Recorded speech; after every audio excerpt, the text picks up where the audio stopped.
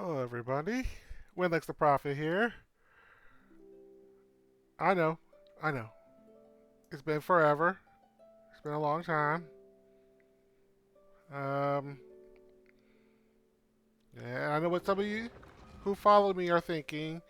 It's like, Winlex, didn't you say you were jobless? Shouldn't you have more time for streaming? Well, I thought so too. I'm not going to lie. I thought, okay, well, at least now that I'm not working, I'll have more time to stream. And life is like, no, you still got other things to do. What have you been doing, Winlex? Glad you asked. I've been coaching soccer for my youngest son. Our last game was today. It was a little depressing. I'm not gonna lie. My son did good, but it was a rough. I'm just gonna say it was a rough game. Uh, and considering that this was kindergarten level, it's not supposed to be rough.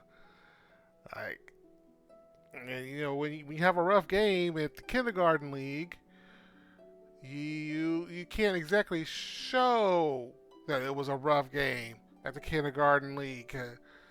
The kindergartners aren't crying, the coaches ain't allowed to cry either. So it was a rough game.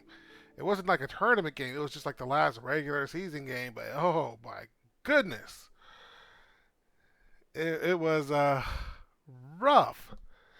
Like, I had my daughter had a volleyball tournament last weekend, and that was rough in a different sort of way. But this one hit me harder because I'm not coaching volleyball, and I felt a little bad that they didn't win the tournament, but they got some wins in. They did some good things.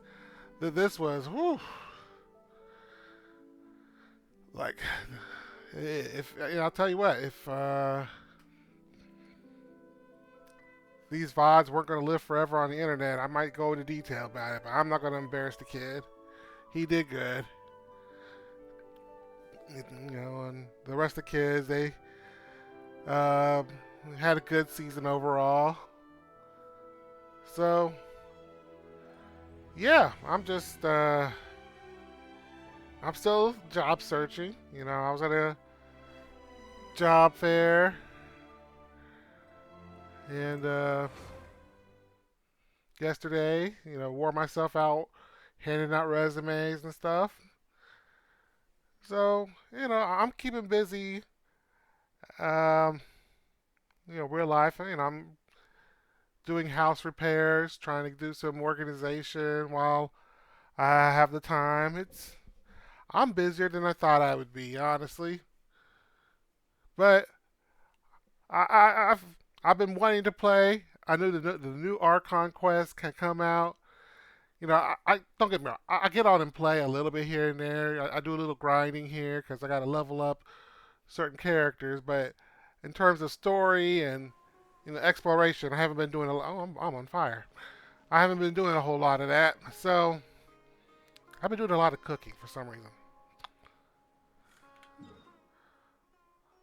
So now that I have a little time, not a little bit, not just like a bunch of little time, but a nice decent chunk of time, I can get back to the Archon quest line. If I remember correctly, I don't remember correctly. I'm gonna be honest. I've been away too long. I'm sorry, y'all.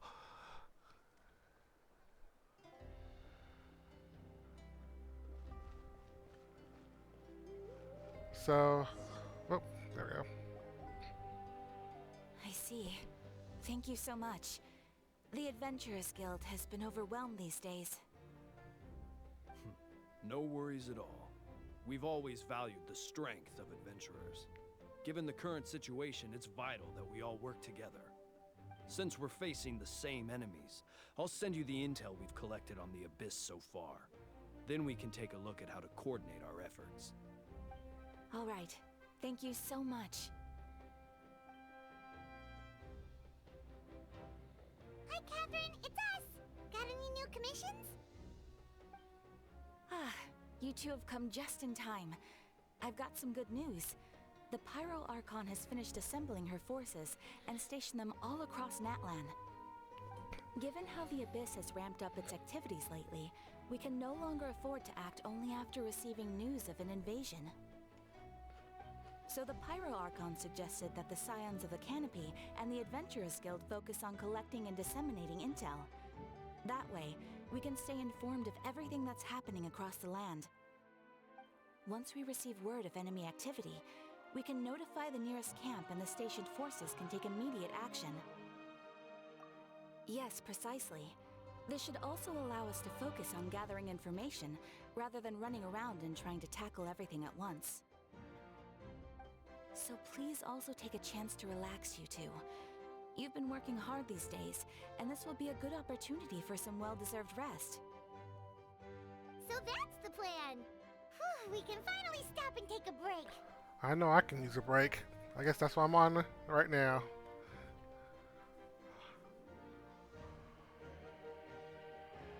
Keeping Natlan safe and sound is our priority now. The more it can wait.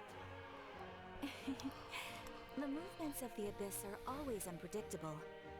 There have also been times when it suddenly became more active in the past. The people here generally see it as something like an acute natural disaster. Once the disaster is over, everyone will return to their normal lives. We just all hope that day will be sooner rather than later. Oh, right. Most people have no idea just how bad the situation has gotten in the Night Kingdom. Oh, hey, Kachina! Are you feeling better now?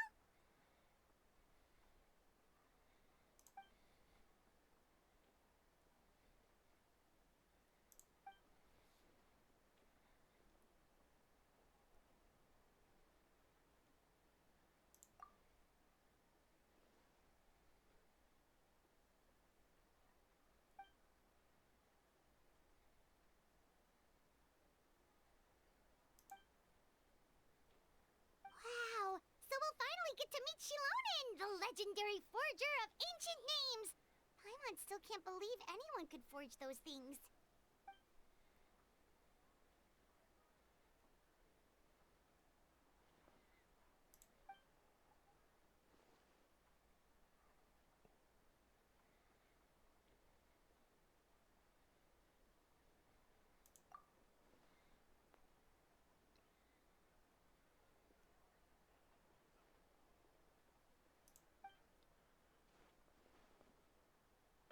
Hey, have some confidence in yourself, Kachina. After all, you're already a victor of the Night Warden Wars.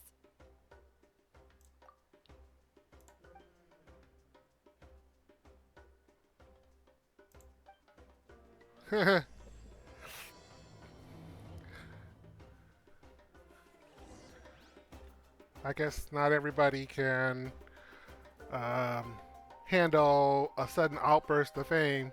Catalina, hey, I'm doing all right. Like I said, get a little free time to game.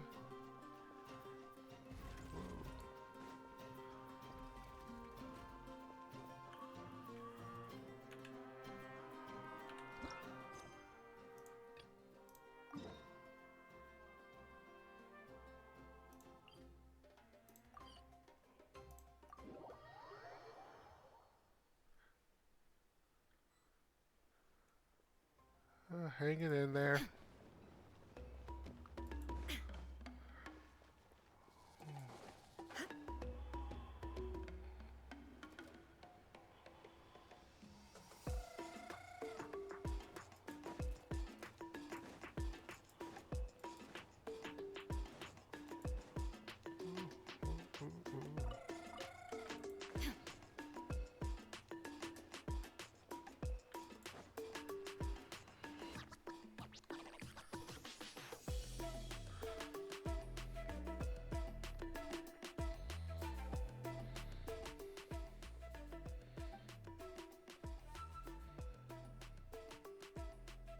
Ah, yes, so I've heard. So young, and yet you've already got quite the reputation. Wait, are you Outlanders? Yep, we're travelers who just arrived in Natlan No, I mean, I was aware that you're travelers. It's just no one told me that you're outlanders. Hope Now, that's the not going only to be a thing problem. She said is that a new hero had pledged himself to the plan, but we need to forge an ancient name to ensure he'd be able to return safe and sound. And she did mention that it would be quite difficult to forge an ancient name for them, but at the time, I thought she was just commenting on my skills. But I seem to understand where the true difficulty lies now. Oh, I wouldn't go that far. I'm used to it, really. I just need a moment to process things. The Pyro Archon's requests are always difficult to fulfill, and we used to argue a lot. Honestly, it's probably for the better that she didn't bring this up at the time. Anyway, I can't argue with her if she isn't here, and it'd be pointless to take my anger out on someone else. But, just because I understand her rationale doesn't make me any less upset. After all, she must have known that forging an ancient name for an outlander is an impossible task. It's impossible? As you probably know, an ancient name is a symbol of a hero's spirit and glory, which grows even richer and heavier as generations of successors inherit it. We forge ancient names by engraving the heroic deeds of an individual who will become the first hero of that particular name.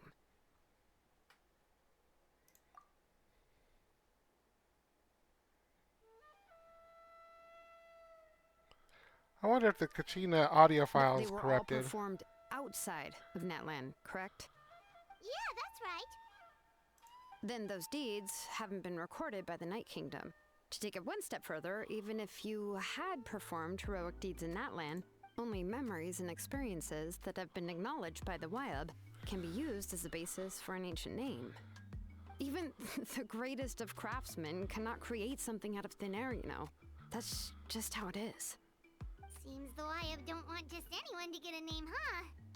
Mawika, of all people, should know better than anyone, yet she's still entrusted the task of forging the ancient name to me. Oh, Paimon gets it. Nobody's happy being asked to do the impossible. Yeah, I feel like Kachina should be talking right now.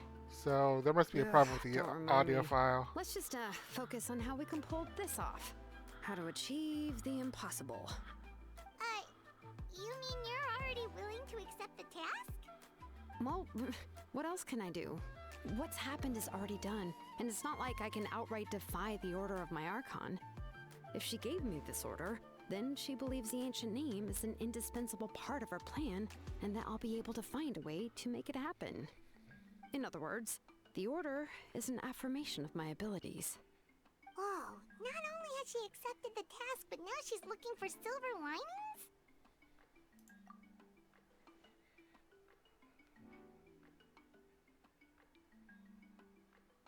The key is getting the Wyab to somehow acknowledge the traveler's existence and record his heroic deeds. We heard the voice of a Wyab when we were in the Night Kingdom before. We even had a whole conversation with her. If we can talk to her again, maybe we can figure something out together. Well, every tribe has their own Wyab. How do we know if the one you met is indeed the best one for us to talk to? Plus, considering the unprecedented nature of this situation, I have a feeling that the acknowledgement of one Wyab alone would probably not be enough. I don't know. That requires a level of knowledge that I do not possess. We need to find a consultant who's an expert on all things Night Kingdom and Wyab. The first person who comes to mind is Lali at the Masters of the Nightwind, the one we call Granny Eats Tali. Oh, we've heard that name before. We used her spirit speaker stone to find Kachina's ancient name.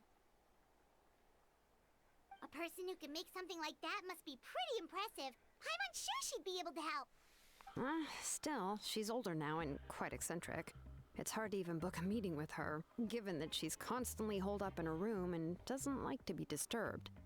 I've heard that to get her help, you have to be extremely patient with her and know how to keep her spirit up. I hate to break it to you, but... Huh. Why is that? I mean, didn't she already help you before? And you even managed to save Kachina.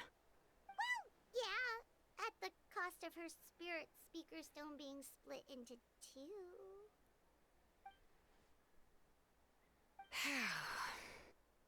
Great going, Moeka. We're already off to a rocky start here. In that case, I guess your only option is to try to emphasize that this is an important order from the Pyro Archon. Hopefully, Seat Lolly would still want to show respect to the Archon. I'll also write you a letter on your behalf. If you can find someone to deliver it and mention some good things about you, then that should help too.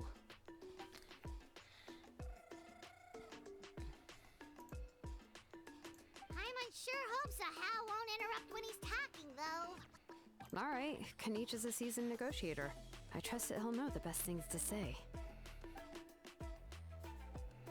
Please just give me a moment to write the letter, and we can meet up near the Statue of the Seven later. Sounds good. We'll take a stroll in the meantime.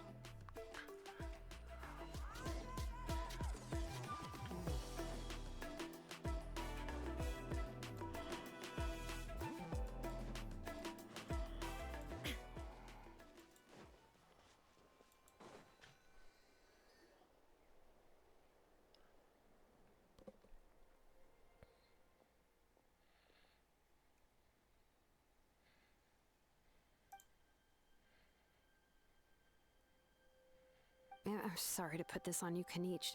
It's just that you're probably the only person who knows how to deal with her. Where's his audio file?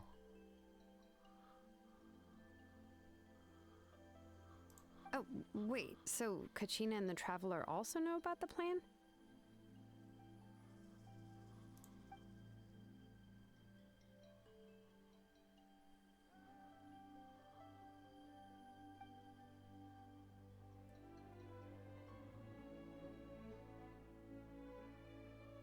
Right. She mentioned there are 6 heroes and that Shilonen is one of 4 that have already been acknowledged. Oh, well, then I suppose there's no need to keep any secrets between us. Having companions walk by your side is perhaps the best solace when facing such a bleak reality.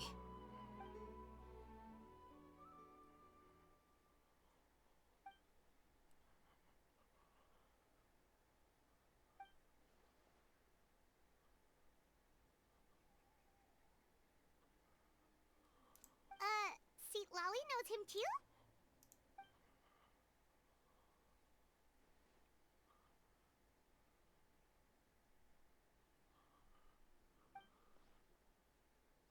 Given how the Masters of the Nightwind love to babble about dreams and revelations, they're already a pretty strange bunch to most. I've never met Auroran, but if they consider him the odd one, he's got to be pretty far out there. Or pretty normal. Makes sense. But Paimon wonders how Seat Lolly could be the first one to notice Auroran's disappearance if she spends the whole day in her room.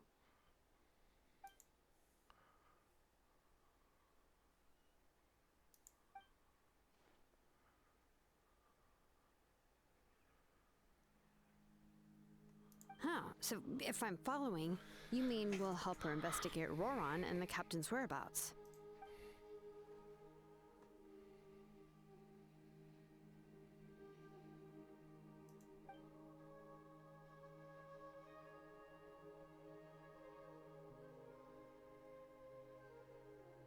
Yeah. Plus, we kinda owe her one anyway to make up for breaking the spirit speaker stone. Stop bringing up the Spirit Stone, This Paimon. is a pretty well thought out plan, as expected of Molly Poke Kanich. Then, yeah, I'll leave my letter to you. Let's hope Seat Lolly can meet at the stadium in 2 days. Go ahead. Take care. Okay, then let's part ways for now. I'll see you in a couple of days.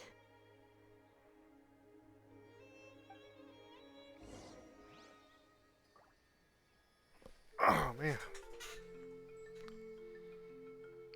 Wait until tomorrow morning.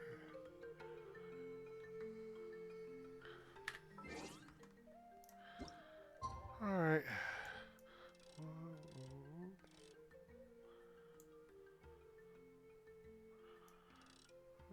o'clock. Confirm.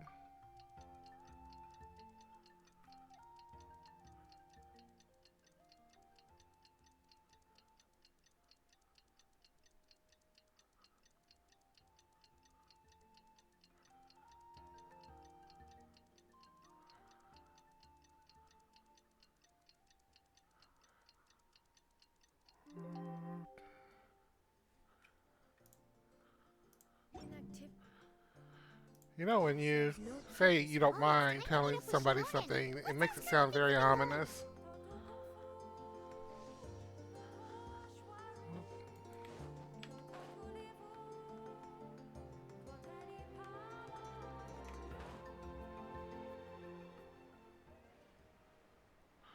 Oh, wait.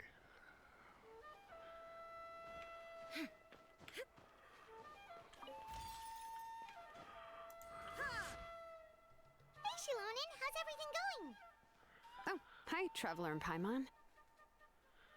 I have bad news. Lolly did not reply to our request. Although, I suppose I'm not too surprised. Huh? You mean she didn't even bother to give Kanicha a response? Guess she really does have quite the ego then. Yeah, well, she can be also quite eccentric, though she's one of the most gifted people around. Even the Masters of the Nightwind often struggle to work with her. My guess is that she probably has other reasons for not deigning us with a response. But let's go to the stadium and see if we can meet her there. If we do get a chance to talk to her in person, we can still try to work something out. That's true. Let's go!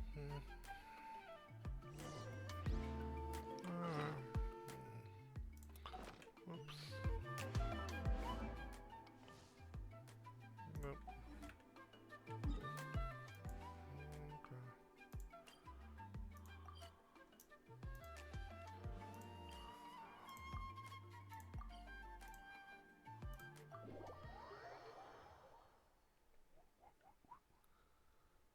Holds dear is but a backdrop of constant motion.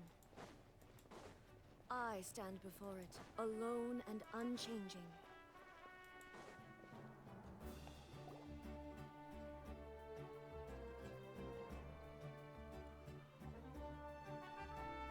Paimon doesn't see anybody. Seems she's just not gonna show up, huh?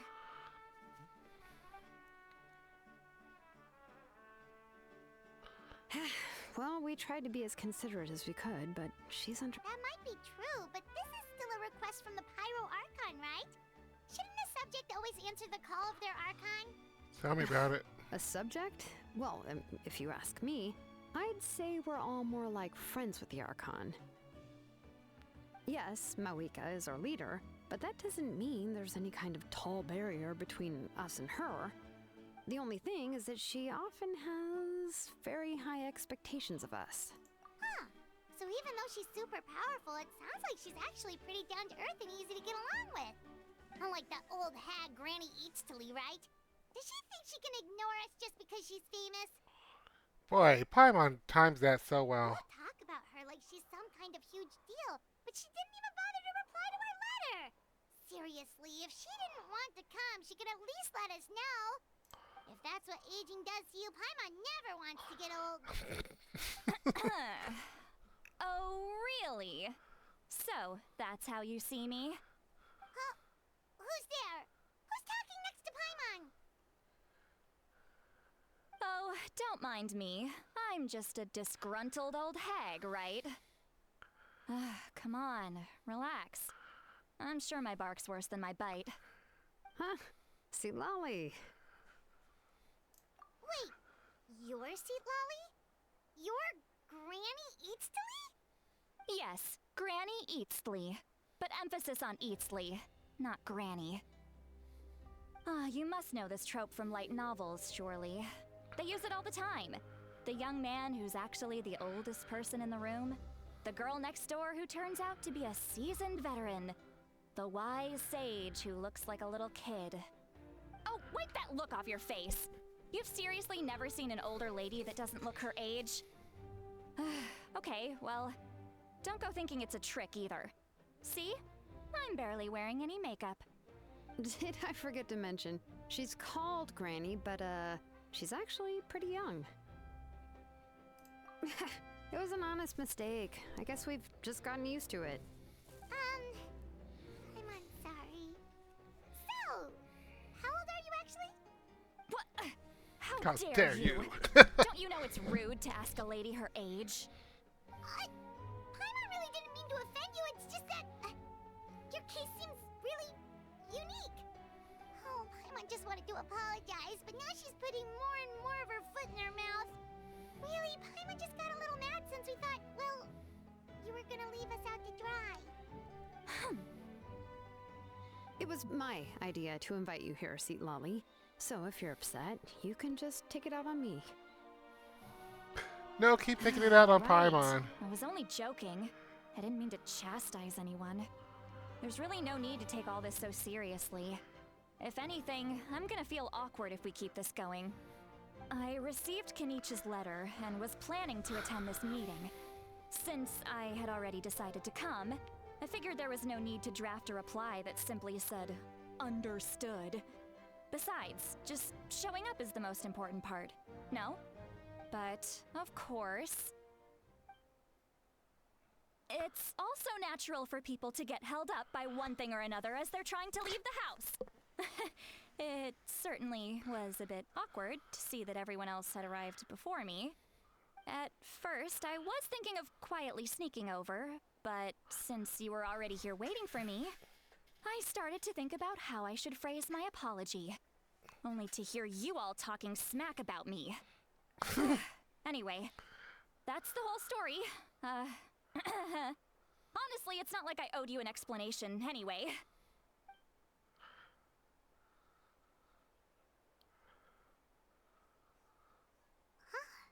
What's with that expression? Was she feeling embarrassed just now?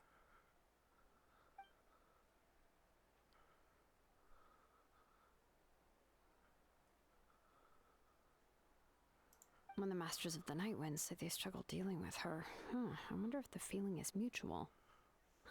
She seems to be pretty awkward herself. Everything she does and says seems a little forced. Anyway, Shilonen, I heard that you require my help in crafting an ancient name. Correct. The situation isn't like anything we've handled before. Let me explain.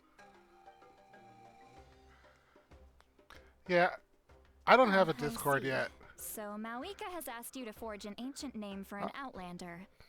Well, that would be a first. And you've also heard all about Auroron. I must say, he's always been a good kid. I can't see him joining the Fatui of his own volition. He must have been coerced somehow. Yeah, that's what we came here to ask you. We'll help bring Auroron back if you help us solve the problems of forging the ancient name. What do you think? I suppose I'll just call you Traveler for now. Traveler, come here. Let me take a good look at you.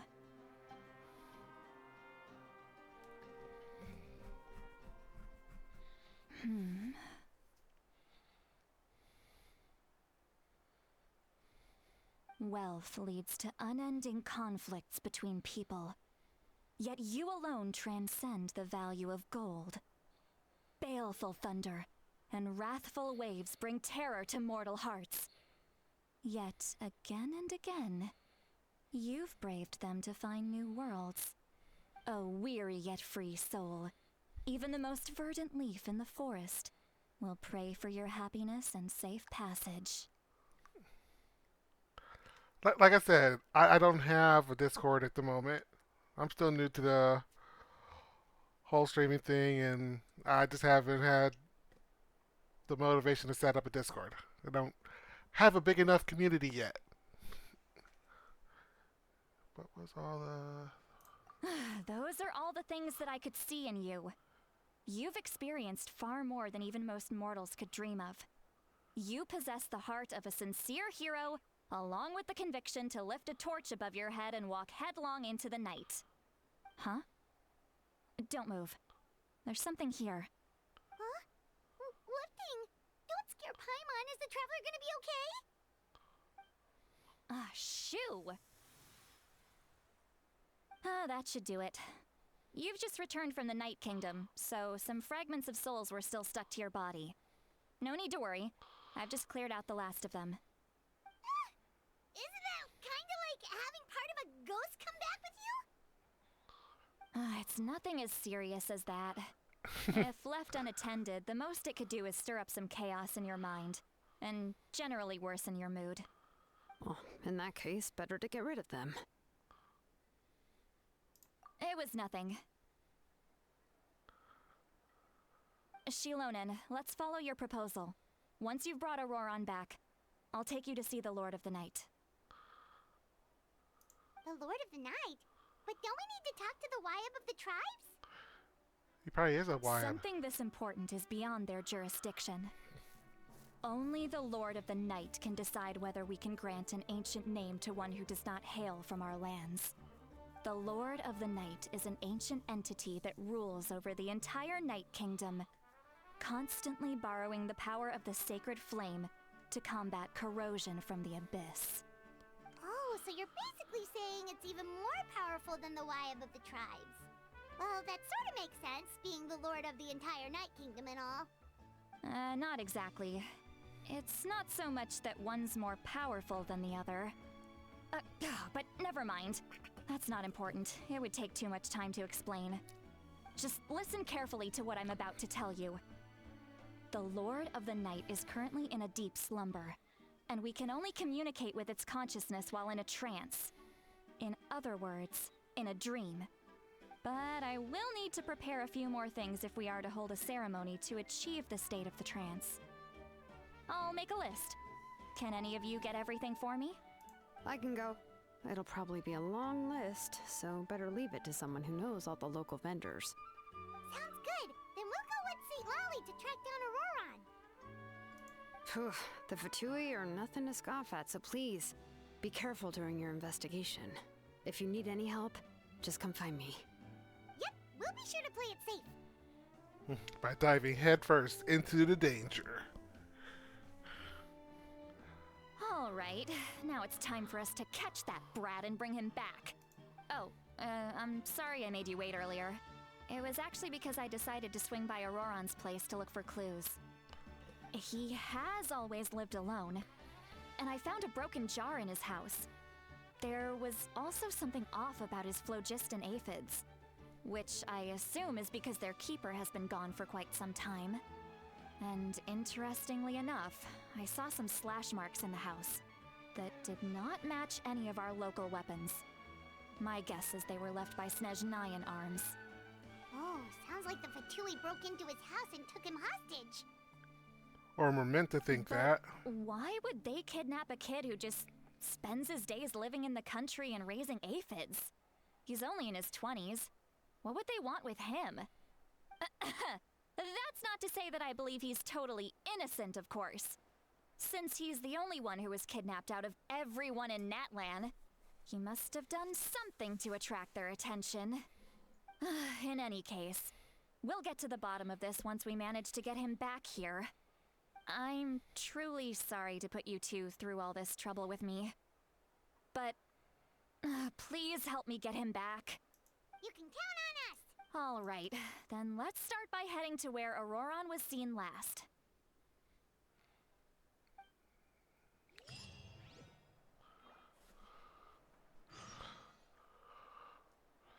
To whence the smoke drifts.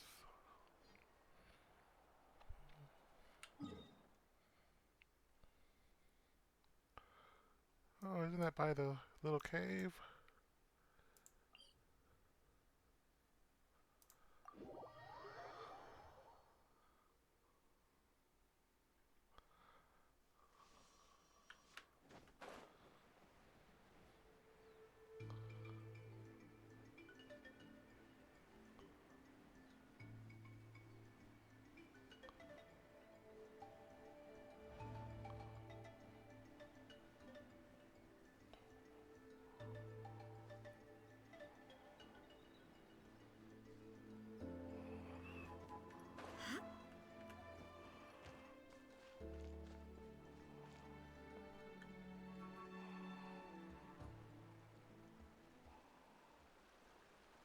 this is the spot.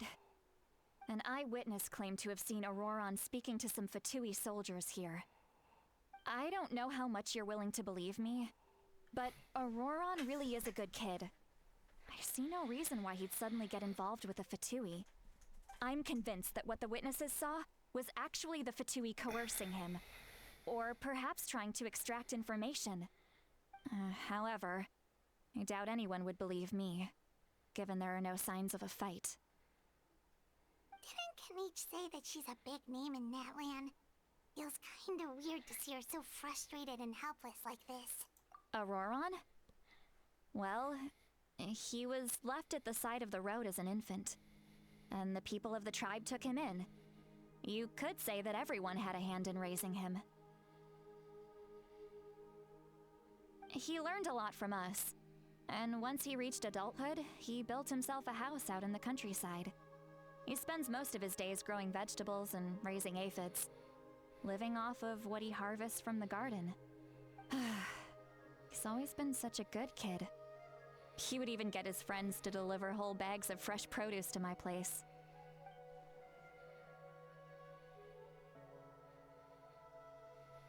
Oh well, let's keep looking. He can answer all of our— He's been raising phlogiston aphids for a long time, and since they were disturbed, they secreted a special type of phlogiston. We can use that substance to track his move. Let's follow the phlogiston trail. The Phlogiston Trail. Paimon doesn't see anything. Oh, right. I forgot your eyes don't naturally perceive such things. I have elemental sight. Give me your hand. Shouldn't my elemental sight do the trick? She likes to hold hands.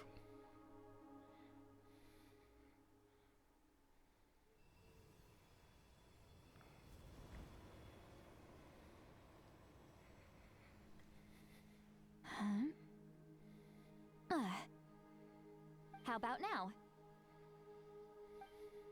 What do you see?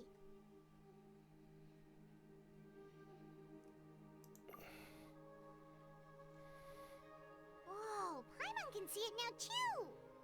That's right. I used a spell to temporarily transfer a portion of my senses to you. For a short while, you'll be able to see the phlogiston too. Wow, you can even share your senses with us? First time Paimon's heard anything like that. It requires a very rare spell that most people aren't adept at. But don't worry, it's a cinch for me. Between the two of you, it seems the Traveler's senses are a bit stronger than Paimon's. Of course. When I held your hand just now, I could sense that you've got a great affinity for phlogiston. You're extraordinarily gifted. Anyway, we'll need to use our vision now to track down Auroron. Good luck, you two. Over here, this way! See, Lolly might say a lot of deep and confusing stuff, but this spell of hers is really something. What? What does she mean by deep and confusing? As far as elderly shamans go, I'd say that I'm already pretty easy to talk to. Is there any other old hag who's as fluent in the language of the youth as me? But is my way of speaking still not trendy enough? I've already tried my best to match their speech patterns, but given the looks on their faces just now, or perhaps I'm still not fashionable enough? But that can't be, right? Don't tell me they're still getting the impression that I'm super old-fashioned. Huh?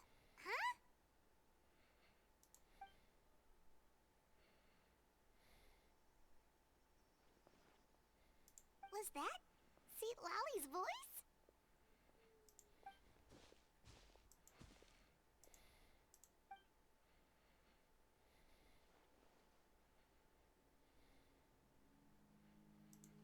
Now that I think about it, it's a good thing I found some helpers this time. Some things are best done with the help of friends.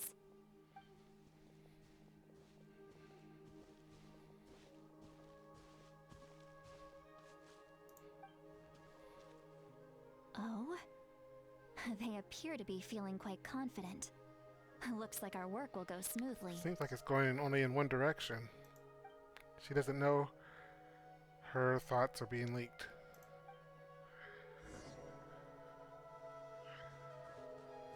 Hey, looks like there's a new camp over there. Let's go take a look. Yep, judging by Paimon's experience as a guide, it definitely looks like people set up camp here. Wait. The phlogiston here is a bit odd. Let me see. Paimon sees a small shape here. Could it be some sort of symbol? This is a distress signal for the Masters of the Night Wind. Only someone from our tribe would recognize it. So Auroron was indeed being threatened. We've got to find him. Fast. Leaving such a subtle mark implies that he was trying to be discreet.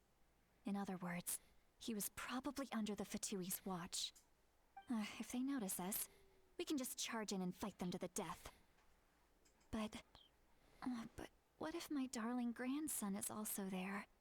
I can't have him caught in the crossfire. No, I've got to be careful. Otherwise he'd get hit as well. How annoying. No, I've got to stay calm and keep my composure. Grandson? Is the captain her grandson?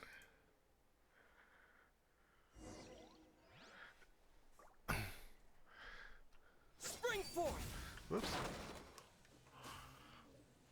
Oh well.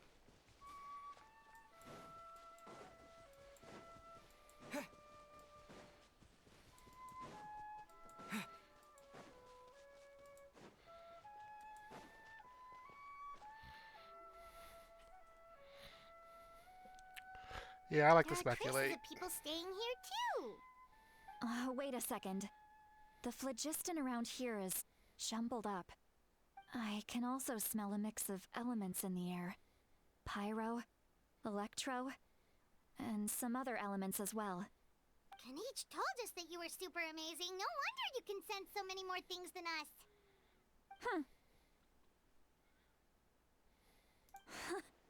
It's about time that little brat said something nice about me. There are signs of a struggle here. Judging from what's left on the scene, there must have been a fight. But after that, the factions seem to have gone their separate ways. Both the phlogiston and the elemental traces in the air support that. Do you still remember the little mark we found before? Paimon's thinking, what if Auroron wanted to leave another distress signal, but was caught by the Fatui?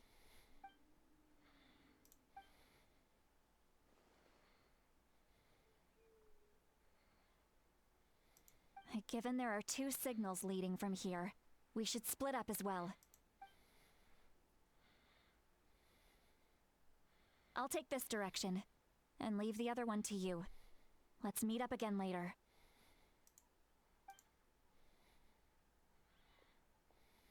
Auroron, what the heck were you doing? It's one thing to trouble me, but now I had to bring other people into this as well. You little brat. And off she goes. Traveler, did you hear all of that as well? Once Lolly left, that voice went away as well. Paimon even tried calling her name inside Paimon's head, but there was no response. So you were thinking the same thing. Paimon also thought that if we could hear what she was thinking, then she could probably also hear what we were thinking in our heads. She did say that she was quite adept at this spell, and it doesn't sound like she's had any trouble with it in the past. Huh, maybe we're a special case and can hear her thoughts as a side effect. If you think about it, she's really got a lively inner world. It paints quite a different picture from Paimon's first impression of her.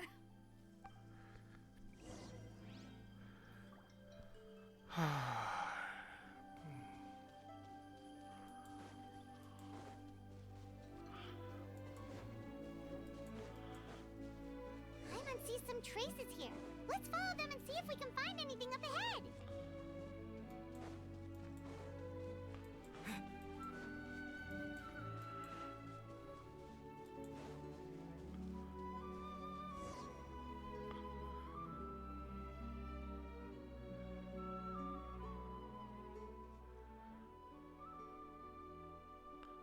Did you find something?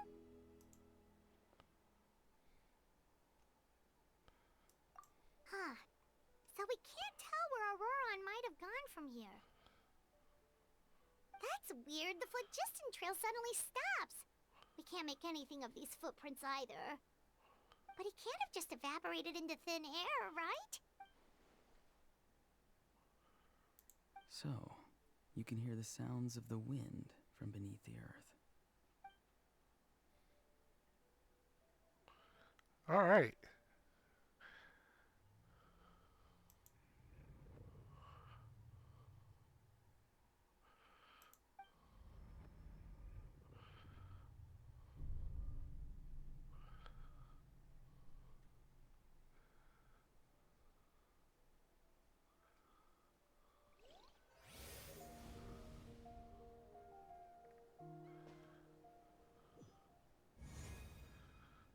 Interesting.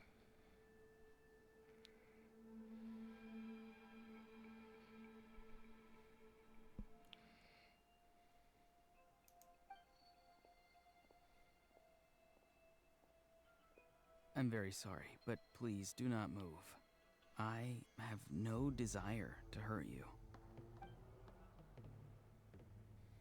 I apologize that our first meeting has to take place like this.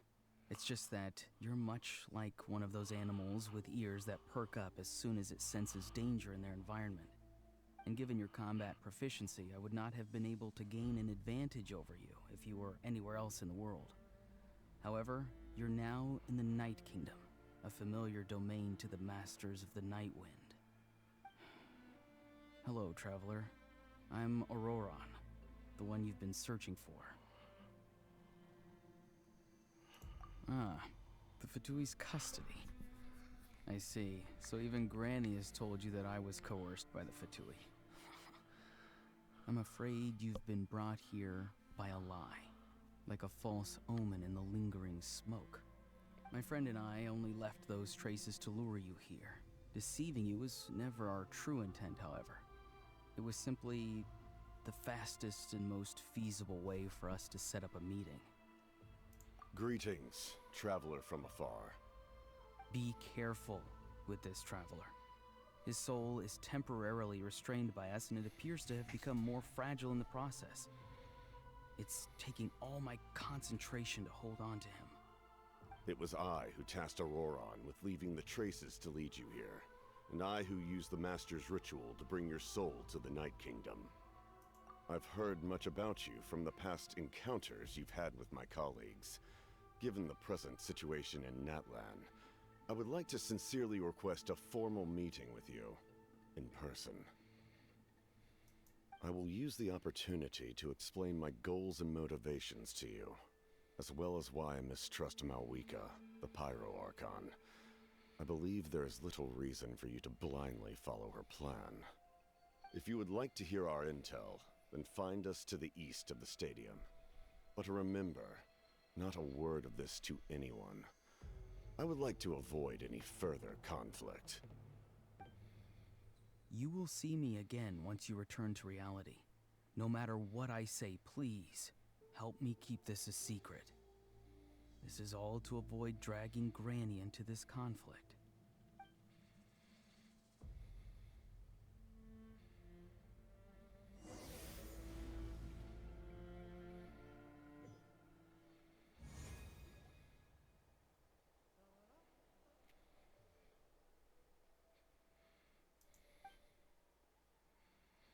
Hey, what happened just now? You suddenly collapsed and stopped responding.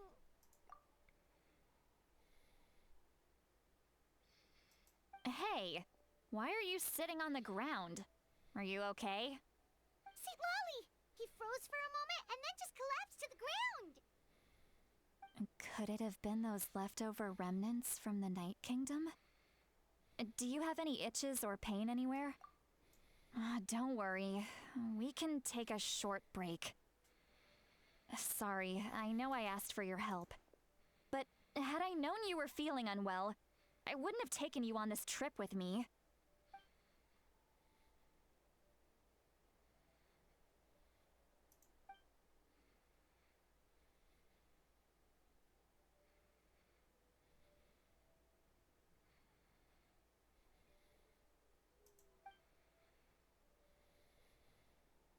if you're feeling sick, you should just say so. See, Lolly should be able to, exorcise any ghosts or weird stuff that you picked up in the Night Kingdom. A seasoned traveler must know the importance of not pushing yourself beyond your limit. If you need anything from me, just say the word. In any case, let's...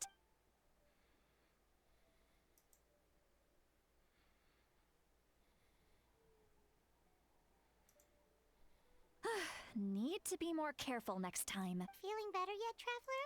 All right, let's get ready. I followed my phlogiston trail earlier to a stronghold guarded by soldiers. I have a feeling that Auroron is probably being held inside. Oh, so it's close by. Then let's head over right away. Well, I recruited you to be my helper, which means we're in this together. Like the wind and the clouds. We either move as one or not at all. But if you want to make it up to me, then just be sure to fight extra hard when the time comes.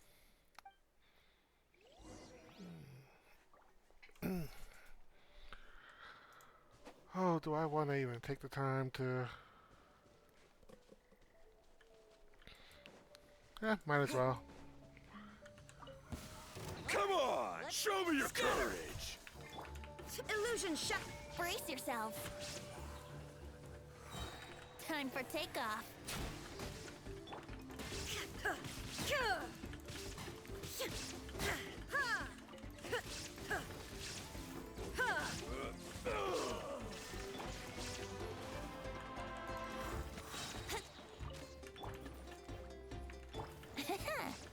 Think you can get away?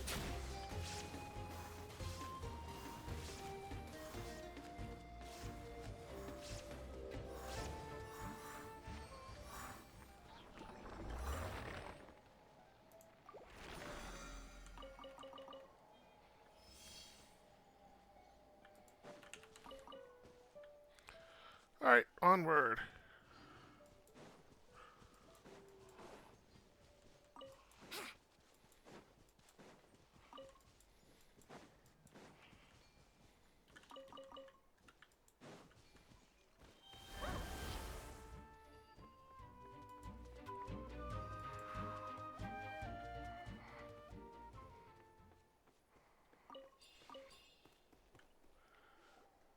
Look over there. Huh? Paimon thinks she sees someone in the middle of the camp. That's Auroron. So he really was taken by the Fatui. All right, we'll take the lead.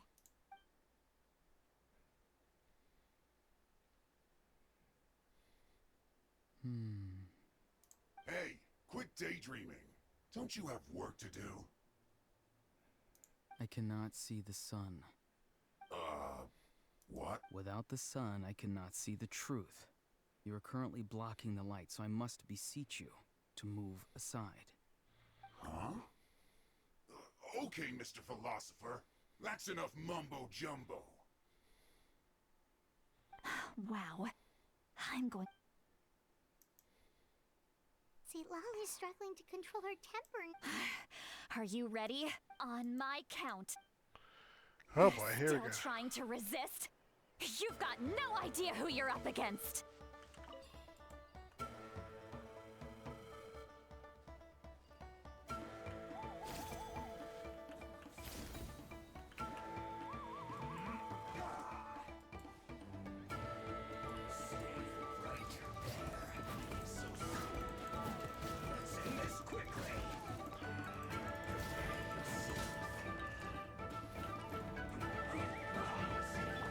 Shine down!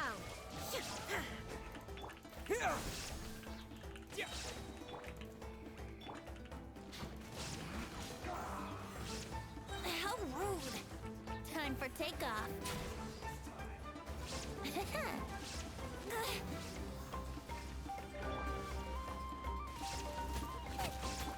Illusion shattered!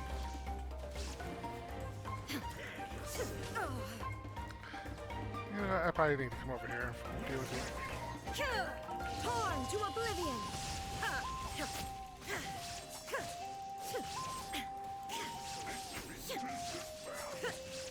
Shine down! Scatter! I could do that too. Yahoo! Think you can get away?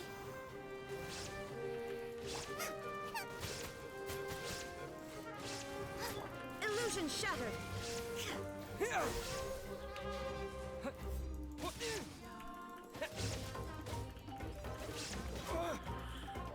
Germinate!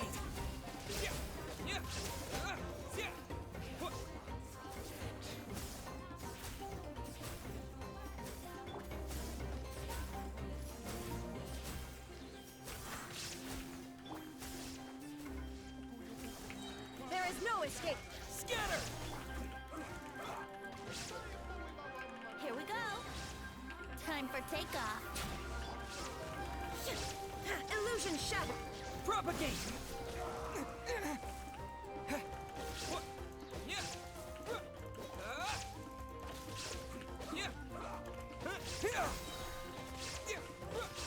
Springboard!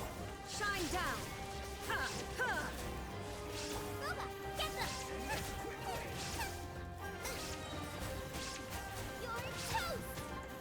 There is no escape. Inazuma shines eternal.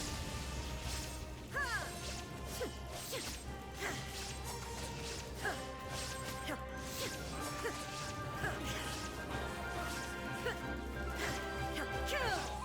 Illusion shattered. Think you can get away? Ha! Ha! Miscalculated. Ha! Ha! Auroron! Granny. Paimon knows she's called Granny Eatsley, but it's still kind of weird hearing someone actually call her Granny. And greetings to you too, Gramps. What did you just call him? Gramps? Is that not right? You're Granny's friend, are you not? You seem to be approximately the same age as her, so I figured you've got to be Gramps. How many times have I told you? It doesn't work like that. There are a lot of people who look about the same age as me. You can't go around calling everyone Gramps or Granny. Wow. Oh, wait. He's not a child, is he? Don't tell Paimon he's one of those people who look like an adult but are actually only 8 or 9 years old. Oh, your words have pierced my heart like a thorned vine. Given how hard those thorns are to remove, I may just need to find a pair of tweezers. Why are you so upset? You can just say yes or no. Of course I'm not a child. It's just Granny always taught me to show gratitude where it's due. And since the Masters of the Night Wind raised me collectively, I basically see everyone above a certain age as an elder I should look up to.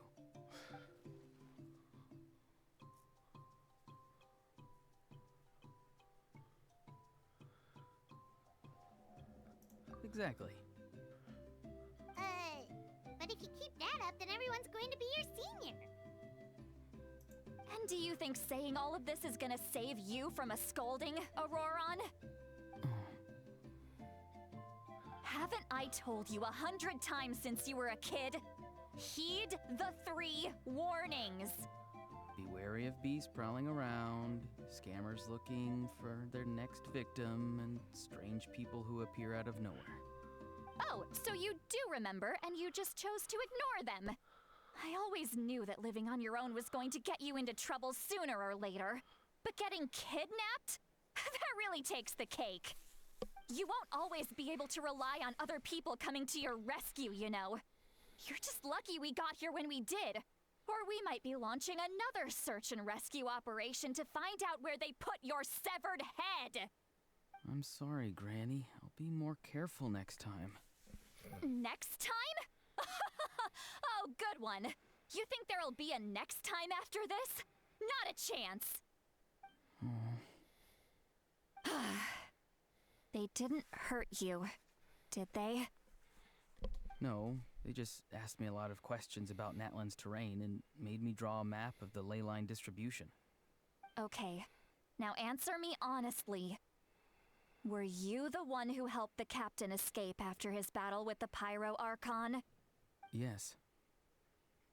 So why did you do it? Because Because they said they would need my help from there on out. They also said that if I refused, they'd just come to you, Granny, and they'd already figured out a way to make you do their bidding. Hey! I'm no ordinary Granny! Would they really dare to come after me? And you! Did the gods give you a brain just for you to not use it? Did you really believe everything they said at face value and not stop to think? Thankfully, the Pyro Archon only asked that we find the mysterious individual from the Masters of the Night Wind and didn't slap your name on a wanted poster. Don't think for a second that she doesn't know what's happening. Even if the truth that you see will soon manifest into reality, there is still no need to preemptively panic. Have you forgotten the words that I've taught you? I'm sorry. Forget it. We can submit the details of this camp and the defeated Fatui as evidence of your innocence. Let's clean this place up and get back to the city. Auroron, you better remember this lesson well and seriously reflect on your actions. Also, once we return to the city, come to the speaker's chamber with me. I'll need you to explain everything. Sounds good. Should I bring some of my homegrown vegetables as well? Your vegetables? Yes, I grow a lot of fresh produce in my garden. I hope the Pyro Archon won't be too picky about the selection. Now's not the time to be thinking about that. If you do come face to face with the Pyro Archon, the first thing you should do is... Recite the 3 warnings. Huh? No! You should emphasize that you were not in cahoots with the Fatui! How exactly did the Masters raise this guy? Oh, right.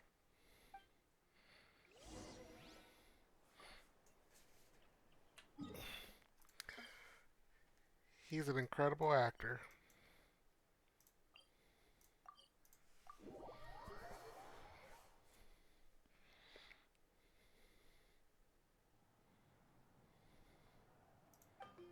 I see.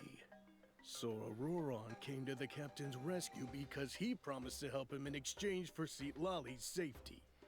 That's right. I'm sorry. Now that you know Auroron was only trying to protect another member of his tribe, could I ask you to petition the Pyro Archon for her forgiveness? We'll give her a full report. We'll let you know once she's reached a decision. Will I need to stay here? Technically, yes. But if Miss Citlali is willing to serve as your guarantor, then we can release you from custody. Sure. I'd be happy to do that. I don't have any more time to waste here. I still have other things to do. Understood. Thank you very much. Mr. Auroron, please report back to the Speaker's chamber as soon as you've received notice of the Archon's decision. I understand. Thank you. And thank you too, Granny. Well, at least you won't need to hide your face anymore. Traveler, Paimon, thank you very much for your help. And don't worry, I haven't forgotten about my side of the deal. Once Auroron is settled, I'll go talk to Shilonen and get started on forging an ancient name for you. Oh, thank you. You scratch my back, I scratch yours. It's as good as done. You can just go twiddle your thumbs or something while you wait for the good news. Bye for now. Come with me, Auroron. We've got to find you a place to stay for the night. Goodbye, Gramps.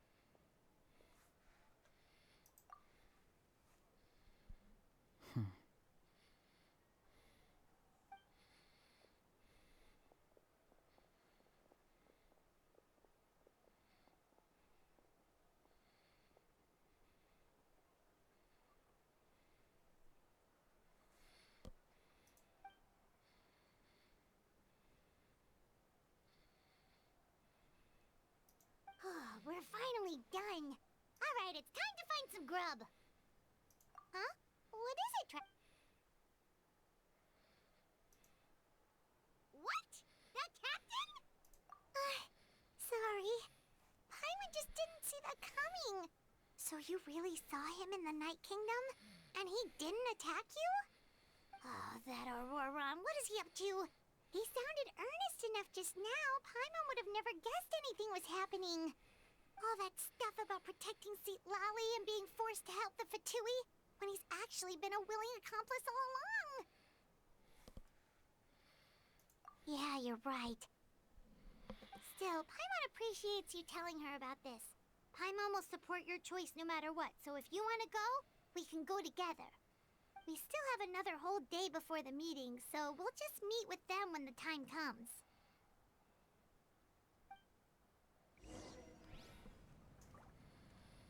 Wait until 8 o'clock the next day. Alright, let's not keep all the nice viewers waiting.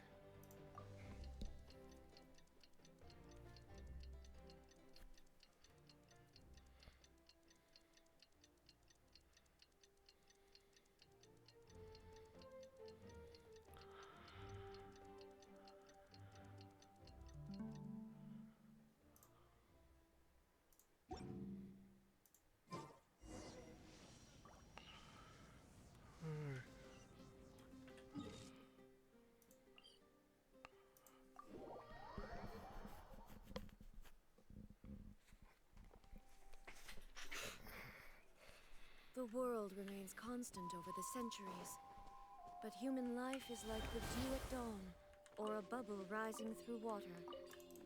Transitory.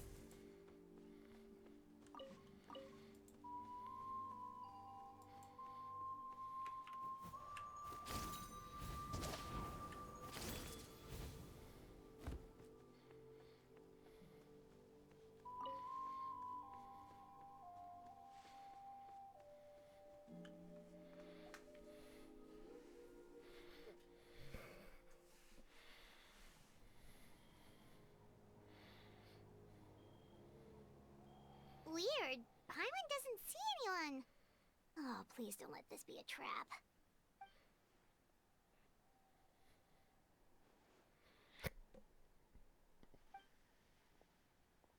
What was that? Good evening. Nice to see you again.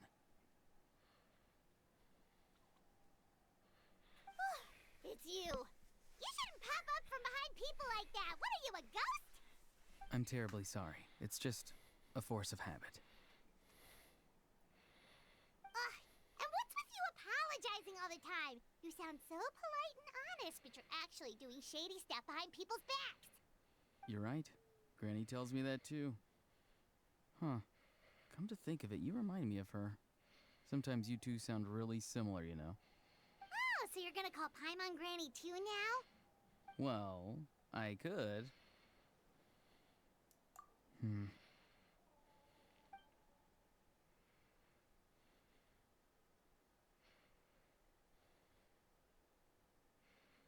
It's all clear. Over to you. Excellent. The fact that you showed up proves that I was right about your character. Yet, there's been a lot of talk about you. Child told me that you're passionate about the unknown and willing to take risks. Rather than facing you as an enemy, I would much prefer to bring you to my side. If we allow the current state of things to continue, we will inevitably clash. And that's a scenario that I'd very much like to avoid. I've long heard of your exploits across the nations. Though you have crossed swords with my colleagues many times, I know that you are by no means an unreasonable person. And once you've learned the truth that the Pyro Archon Malwika would never willingly share with you, you may just find it in your heart to consider my proposal. I assume you've already been informed of the Pyro Archon's plan. In order to defeat the Abyss and save Natlan, she still needs 2 more heroes to appear. Wait, how did you know that? Never mind. Guess that's not important now. I've long kept a close eye on her plan. To be frank, it's an exceedingly risky plan. Will the heroes really appear? And even if they come to her, will their power be enough to drive the Abyss back? If any part of the plan goes awry, all of Natlan, even all of Tevat, will pay for her mistakes. Now, You may have been led to believe that this is the only plan available to her. But what if I told you she's had another emergency plan all along? The details of which she has chosen to keep hidden from you. An emergency plan? Yes. A way to keep Natlan intact, even if her original plan fails. But given the painful cost of its execution, she has chosen to keep it as a mere backup plan. Makes sense. Whether this stems from hesitation, fear, or even naivete, I cannot say. But Natlan cannot afford to wait until she comes to her senses. My fear is that given the enormity of the decision, she will be reluctant to confront the dire reality we face until it is too late. There will be no time left to execute the backup plan, and all of Natlan will be lost to the abyss. We have to make the decision for her, here and now. Yeah, do you have any evidence for all this? Just telling us a bunch of scary stuff isn't enough, you know. Besides, wasn't it you who tried to seize the Gnosis for the Tsaritsa plan?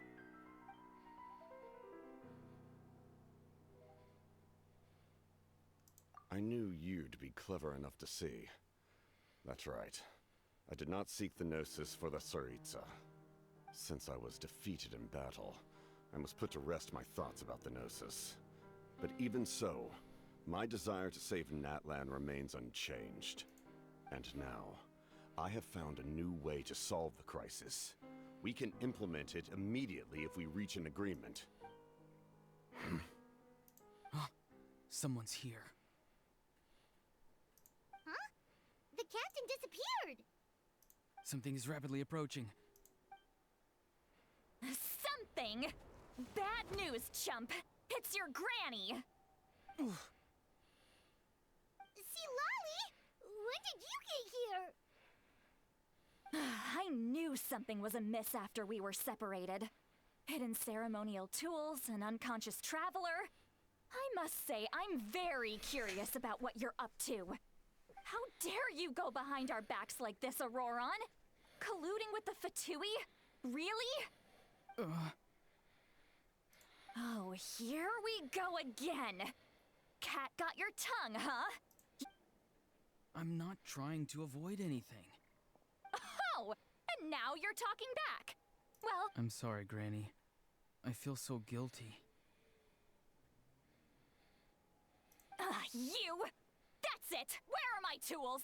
I swear if I don't teach you a lesson right here and now, I'll... Wait, see, Lolly! Please, calm down. We, still learned a lot of info, didn't we? Like the fact that... So, maybe just save the scolding for later, okay? Listen well, Auroron. You're only getting out of this now because of the Traveler's plea. This isn't over. You hear me? You're right, Traveler. Let's go.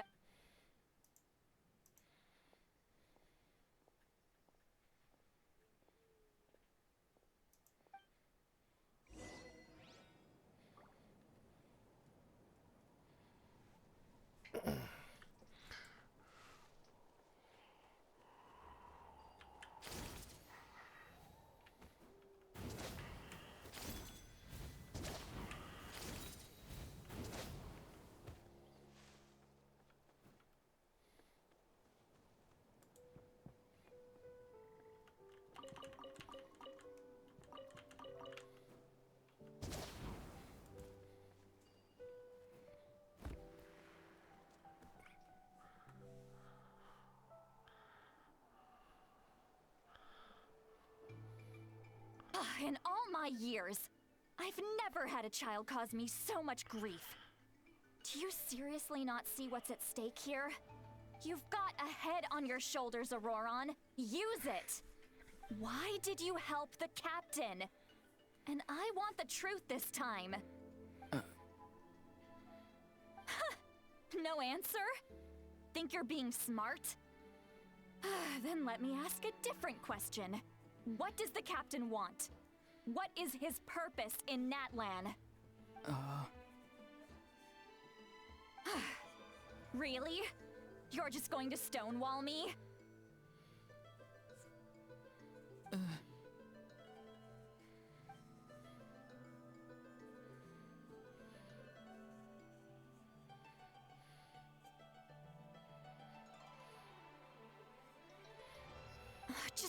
use your brain for a second. What do you possibly stand to gain by helping the captain? Only endless trouble awaits you and everyone in the tribe. You've always been a good kid. Why would you throw that all away now? If you're worried about something, just talk to me. Granny would much rather we had a conversation instead of constantly clashing like this. Why is he staring at us all of a sudden? I'm sorry that you have to hear all this. Indeed, it's like going to visit a friend at his house, only to suddenly hear your friend berating a naughty Saurian.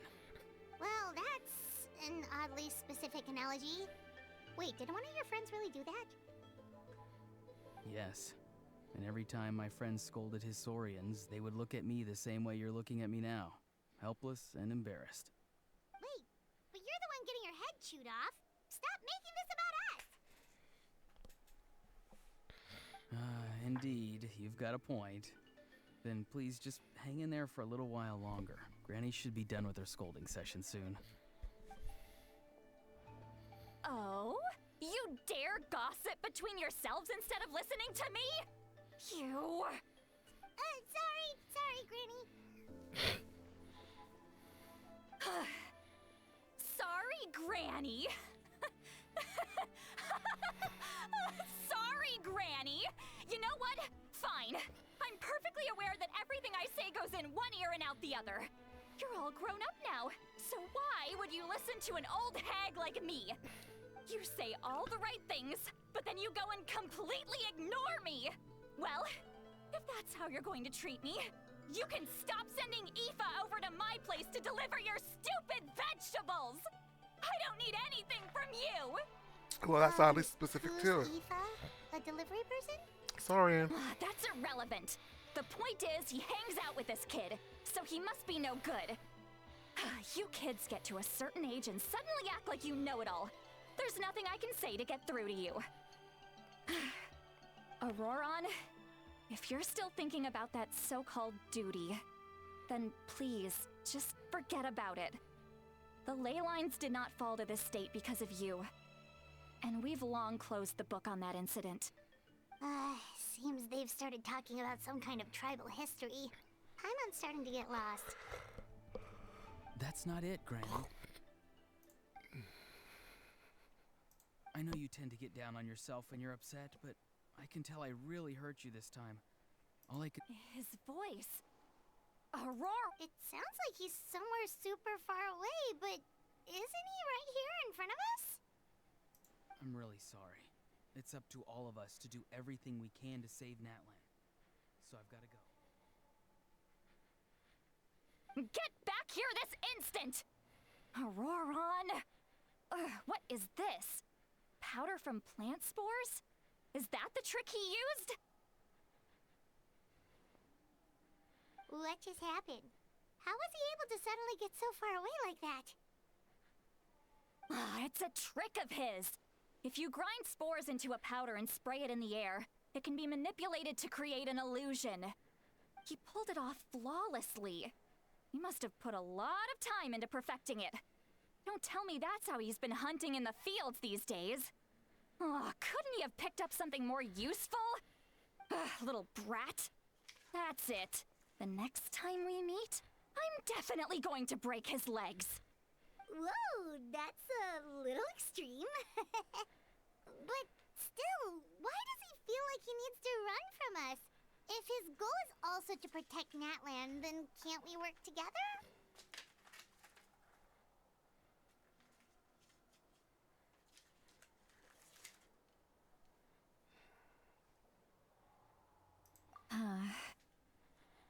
I'm sorry for interrupting your conversation with them earlier. But even if you'd been able to hear them out, there's no guarantee you would have gained anything substantial. Auroron probably did everything he could to get away because he knew I'd get the truth out of him sooner or later. Oh, that brat. I swear.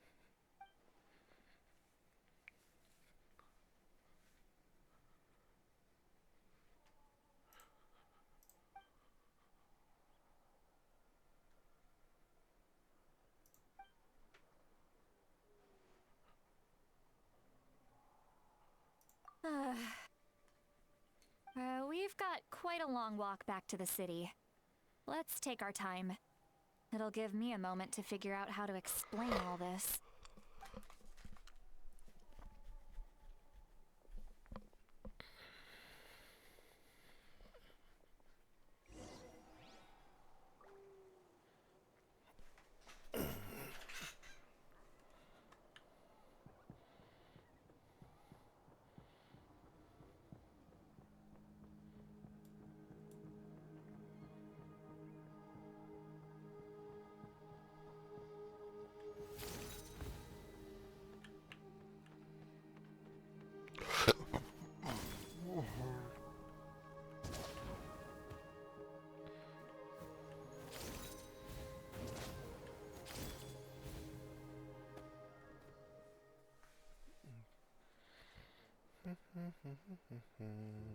Do you two have some time?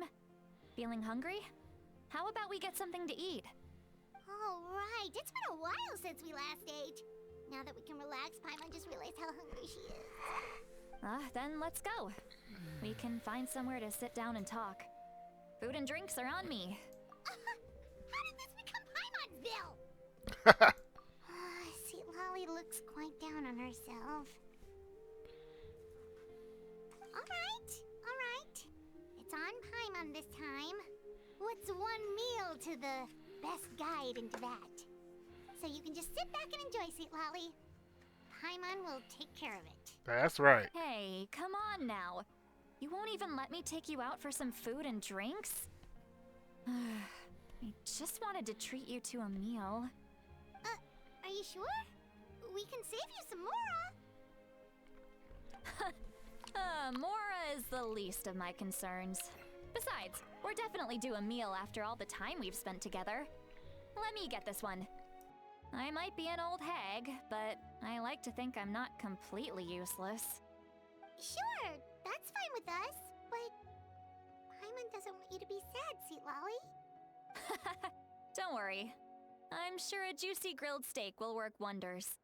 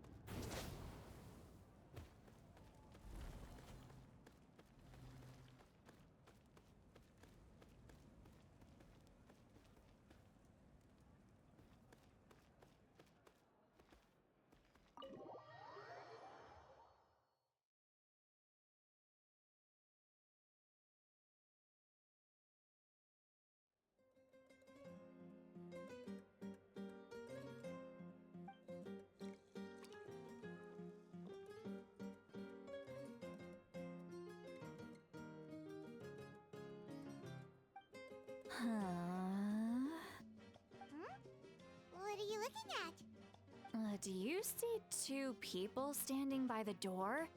They look like spitting images of each other. Are they twins?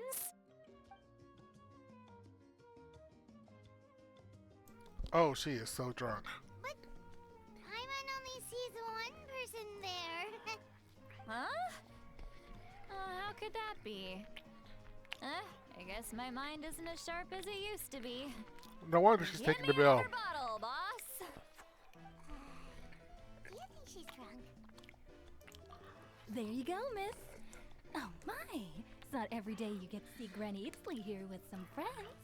Not to mention ones who've made a huge name for themselves recently. Oh, so you've heard of us? Of course I have. Aren't you the ones who saved Kachina and brought her back?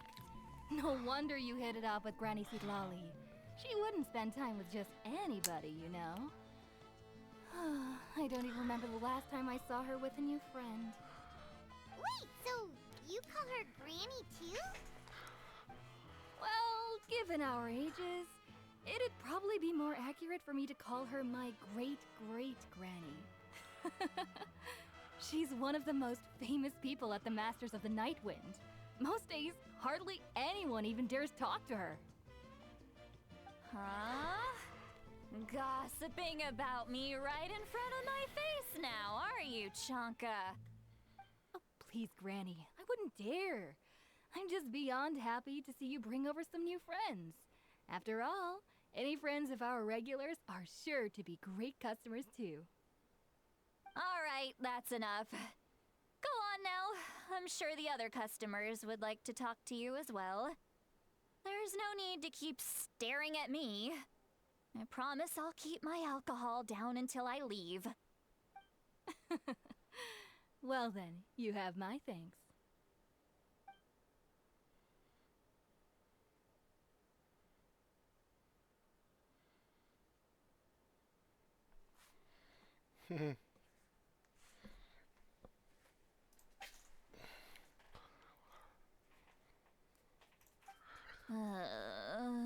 Drunk. She's drunk. Seat Lowy?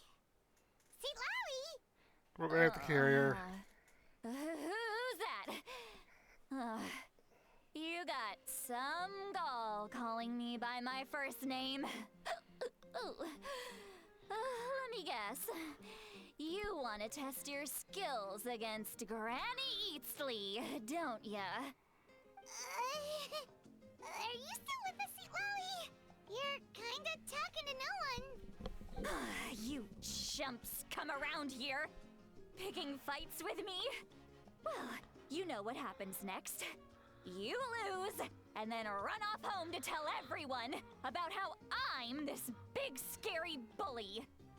It's always the same story. You brats start it, I finish it, and then I end up with the reputation of being some kind of terrible monster among the shamans. I mean, come on. Monster? Me?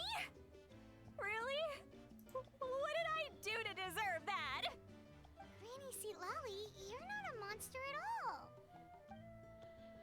Exactly.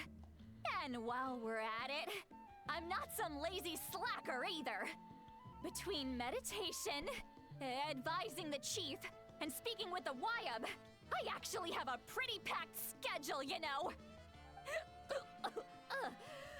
Oh yeah. And I have to mentor all the new kids. Hey, new kid. Yeah, you. Don't play dumb. Didn't I teach you how to find phlogiston? You see? I know my stuff. I'm a good teacher. That's more like it. About dang time someone showed me a little respect. Yeah, Granny's a hard worker, all right. You can always rely on old Granny.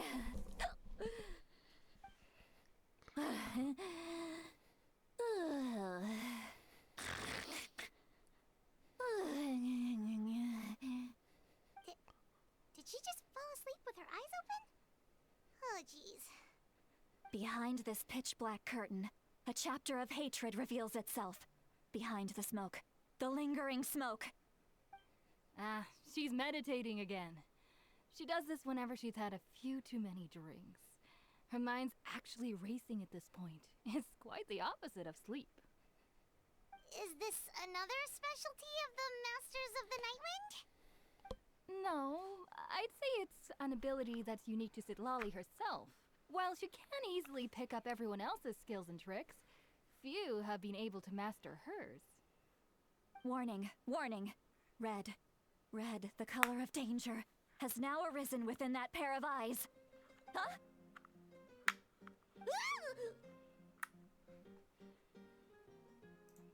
Traveler? Paimon?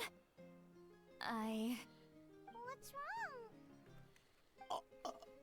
I'm gonna hurl. Hang on, just keep it in. Phew.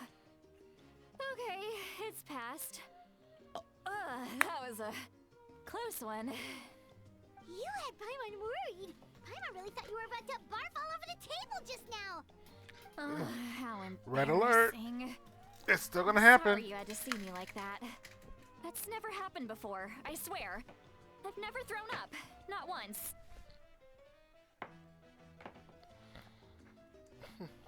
This is where the fine lady, young lady says, actually, Granny, and then she gets a look and is like, oh, yep, never happened before. Yep, it definitely never happened 3 weeks ago. Definitely.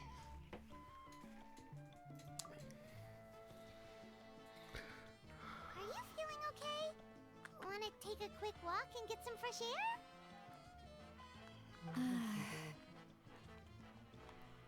There's so much that I want to say, but I can't. Why not? Of course you can. Just say whatever's on your mind. Please, Paimon. It's not as simple as you think. We've only known each other for a few days, right? What would you think of me if I were to start dumping all of my complaints on you after we've only just met? Oh, Paimon gets it. You're hoping that we wouldn't think less of you no matter what you're about to say. No, that wasn't my point at all! Seriously, don't you youngsters know anything about shame? I'm talking about shame! I've lived all these years and still can't get rid of it!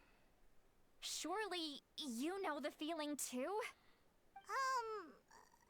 Actually, about... Huh?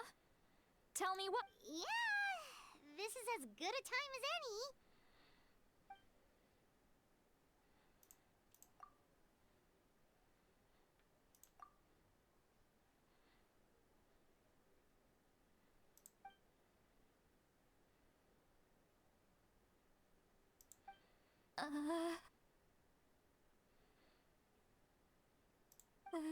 So, you heard my... It's okay, Sweet Lolly.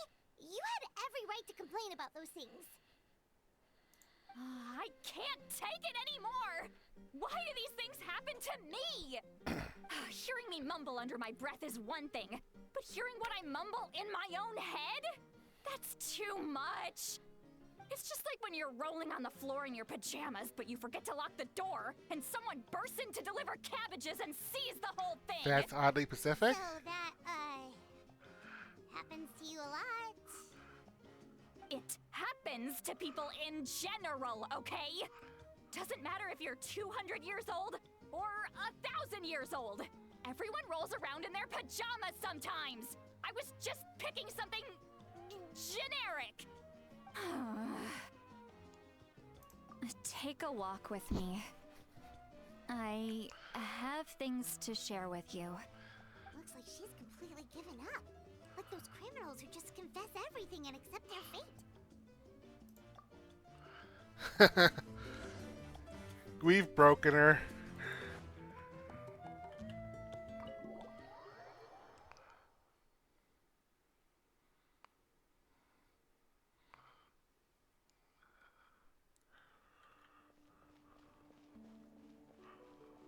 Up the stairs.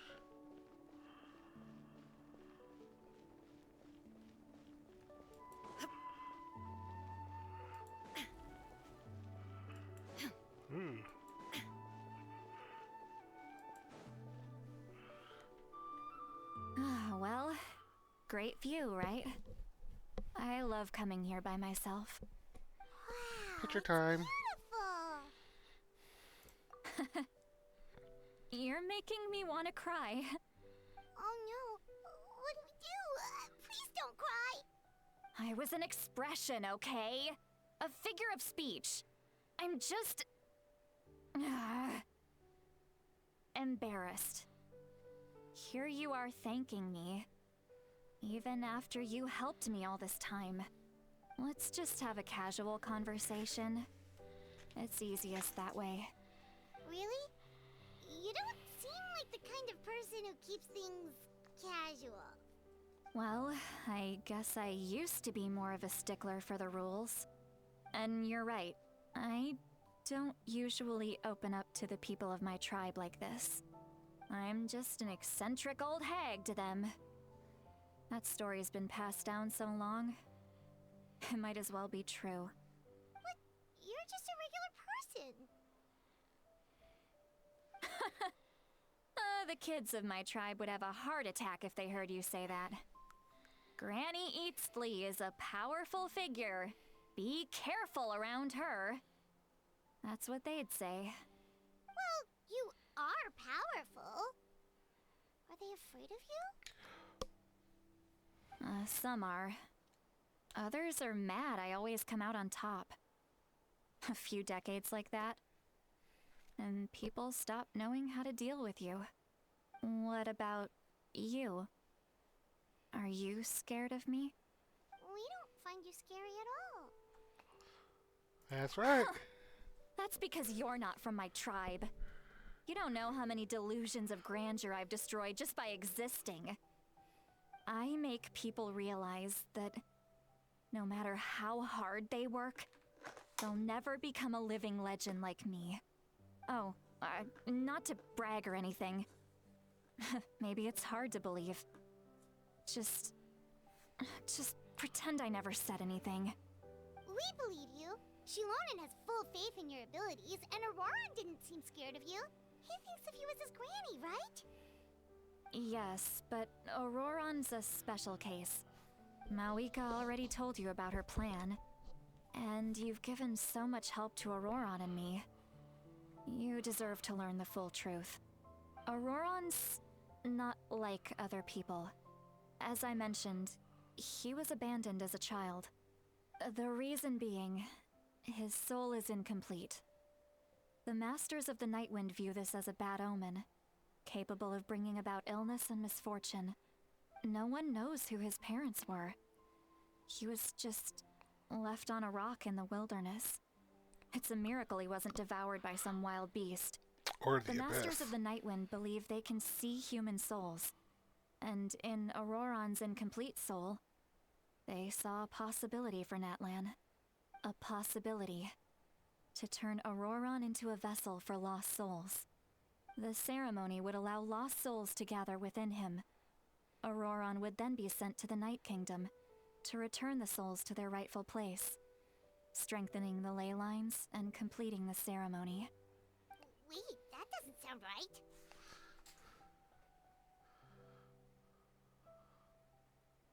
Now you see the problem. When damage occurs to the Night Kingdom, the souls held within disperse and remain adrift, unable to find a way back to the ley lines. This loss of souls damages the Night Kingdom even further.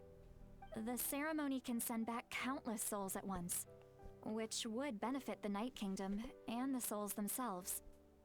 Of course, the vessel, Auroran, would be sacrificed in the process. I wasn't surprised the chief at the time came up with the plan. The ley lines were already in a terrible state. A suitable candidate for the ceremony appears, and now you have the chance to make things better. Of course you're going to take it. When the chief asked for my opinion, I didn't give my approval, but I didn't object either. So they went ahead with the ceremony. It failed, and Auroran escaped with his life. Pathetic, isn't it? By not objecting, I basically gave them the go-ahead. Maybe they didn't have my explicit approval, but it's not like I did the right thing. If the ceremony was successful, Auroran would probably be dead. Of course, in my tribe, death is rarely something to fear. But what kind of message would we be sending by sentencing a newborn to death? By using a human life as a tool? It's not right.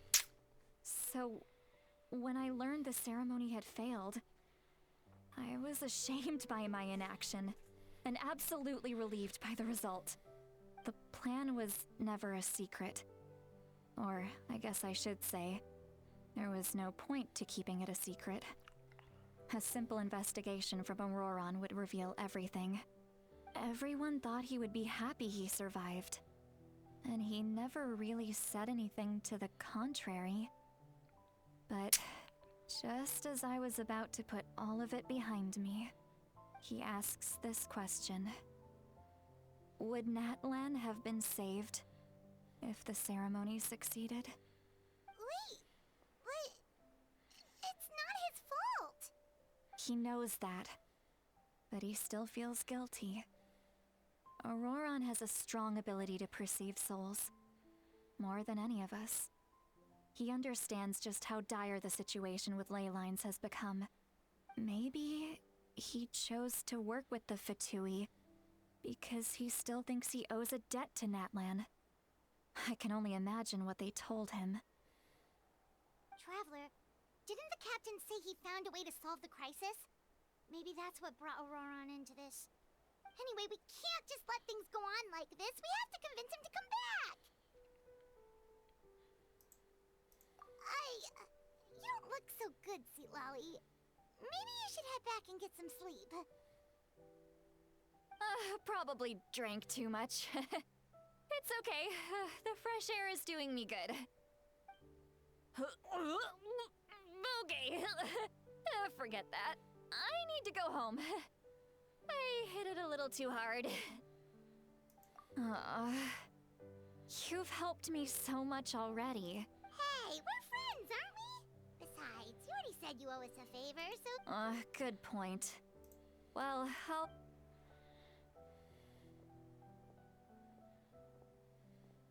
Friends. I like the sound of that. Auroran's probably back with the captain, don't you think? You mean about the backup plan? Do you really believe what the captain told us? Yeah, you're right.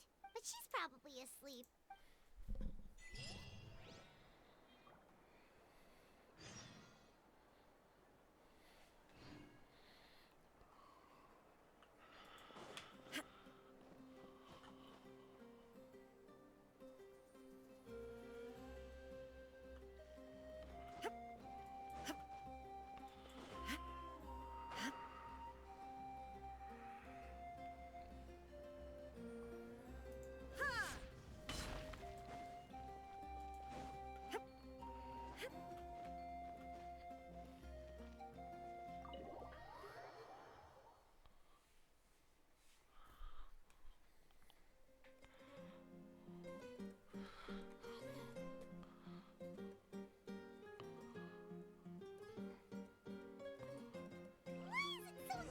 Outside.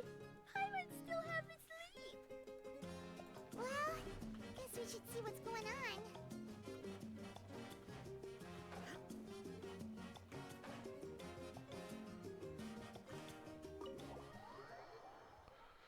Is the captain fighting again?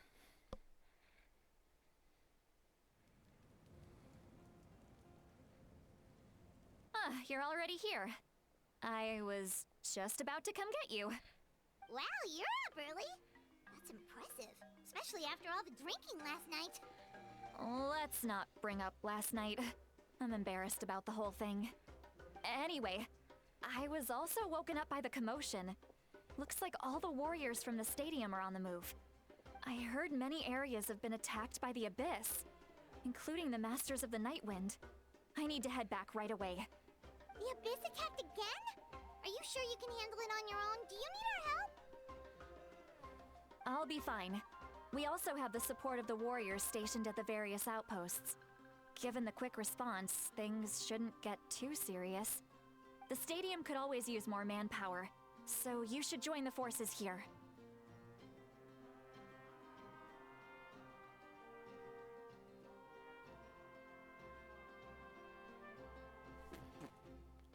I'm done making excuses for him. He's not a child anymore. He needs to take responsibility for his actions. I was the one who vouched for him, so I need to report back to the Speaker's chamber. But I should be able to convince them to let me go back to my tribe. As for the ancient name, once we handle this crisis, I'll talk to Shilonen right away. Don't worry. I never... Thank you. All right. She left in a hurry. Looks like a lot of people are heading to the stadium.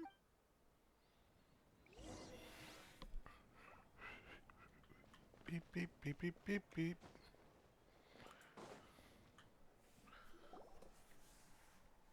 Cutscene? traveler over here! Perfect. Our star outlander has appeared. Oh, you're all here! But, what's with the whole Star Outlander thing? Just my way of saying how awesome you are. We've got a real emergency on our hands, so this is the perfect time for you to show off your skills. Alright, but can we get a quick rundown of the situation first? The Abyss suddenly attacked the Collective of Plenty, the Masters of the Nightwind, the Children of Echoes, and a number of our camps and outposts in the wild. Yes, and the attacks are increasing in frequency. The tribes have plenty of defenses, so they're safe for now, but I can't say the same for the adventurers and merchants stuck in the wild. Chaska and I have been searching for survivors and treating the wounded. We just got back, but we need to head out again soon. I plan on heading back to the Collective of Plenty, just in case my tribe needs me. What about you, Mualani? Where are you gonna go? I'll go help the Children of Echoes. They're the closest, so I can start fighting right away. What about you guys? We could go together. Yeah, that does sound important. No worries. Just leave the Children of Echoes to us. Who knows? Maybe yours truly will have the Abyss on the run by the time you're finished. That would be pretty great, actually. I hope my tribe gets through okay. It'll be fine. Your tribe doesn't do all that bodybuilding for nothing. Let's part ways here for now. And most importantly, be careful, everyone. Oh, and some of us need to avoid getting contaminated by dangerous-looking substances. That will make my job a lot easier. Koichi, do we really have to do this now? It's alright. She's just looking out for everyone. Alright, let's hurry up and talk to the Pyro Archon. Alright.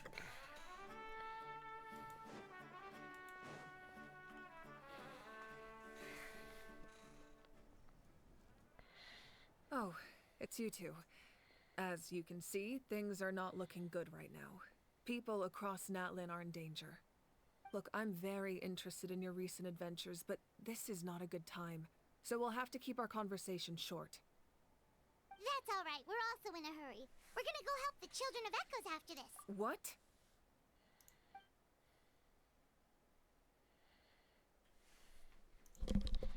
So he thinks my plan is too risky. He thinks I'm being stubborn. I shouldn't underestimate the Fatui's ability to gather intelligence. The Gnosis does have that function, but there's more to the story. I will answer you honestly, but you must help me keep this a secret. I can use the power of the Gnosis to save Natlan, but it comes at a heavy price. The Gnosis would drain all the souls and memories from the Night Kingdom and weave them into a giant net, which would surround the ley lines and protect them against abyssal corrosion. Wait, you can use souls to weave a net? But does that mean... Yes. It means sacrificing those souls in the process. Souls are just another form of life. The cruelty of this method is self-evident. The Night Kingdom not only houses the souls of the dead, but also our memories and legends. Using the Gnosis means converting all three into material for the net, erasing our history and culture. Even then, the net can still become corroded. If we cannot find a way to repair the damaged ley lines before that happens, then all those sacrifices are for nothing. Given the enormity of the price, it's a solution I refuse to consider right now. I want us to win, but I also care about how we win, and what that means for us in the end. Now it's true, both plans come at a risk, but after weighing our options, this is our best bet. Natlan is unique among the nations of Teyvat. Given the ever-looming threat of the Abyss, the Pyro Archons had to account for the worst-case scenario. Having a contingency plan is our duty, not just to the people of Natlan, but to all who live on this continent. Still, this has always been a well-kept secret. I'm very curious how the captain learned this information. Oh, one more thing? The captain said he found another way to solve the problem. Without the Gnosis, he should have no other option. see no reason for him to lie. Seems like our only path forward is to track him down. So he...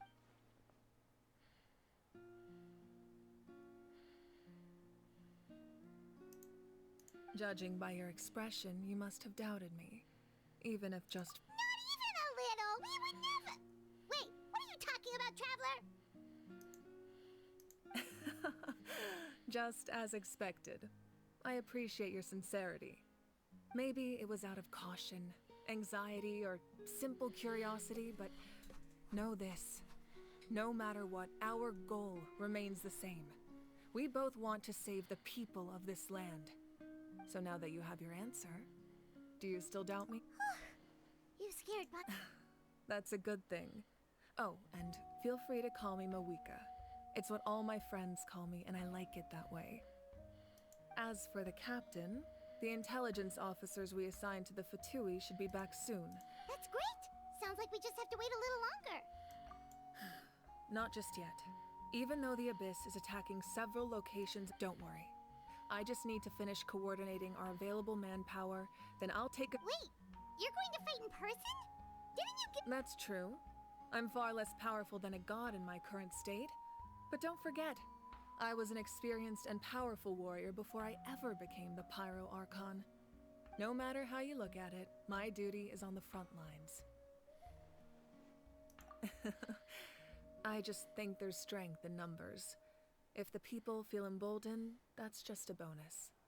Anyway, even if we respond to these threats in time, it's not a permanent solution in the long run. I've considered moving my people to other nations, but given their close connection to the Night Kingdom, a forced evacuation would have devastating consequences. I've told the chiefs of each tribe to strengthen their defenses and advise people against leaving their settlements. Now, I just need to find the right time to disclose the true nature of the crisis to the people of Natlan. Paimon's a little worried about how people will react. Yes, but that won't be the only response. In any— Alright, we should head out. Maybe we can join up with Moani. She can't be too far ahead. No.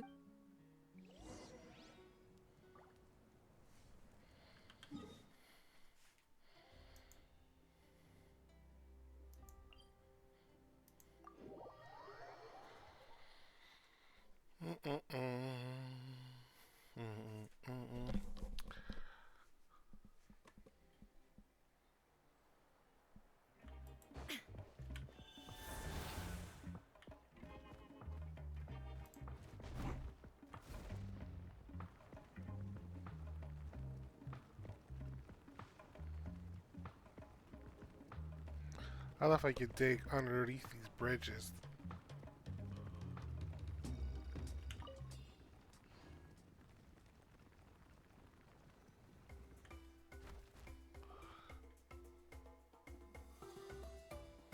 Quick, over here! To safety!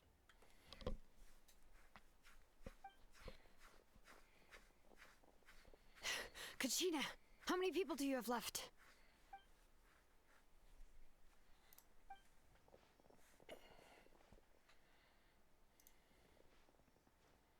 What's the situation? There's a trapped caravan that needs our help. We need to rescue them as soon as We'll go together. Alright, everybody, attack!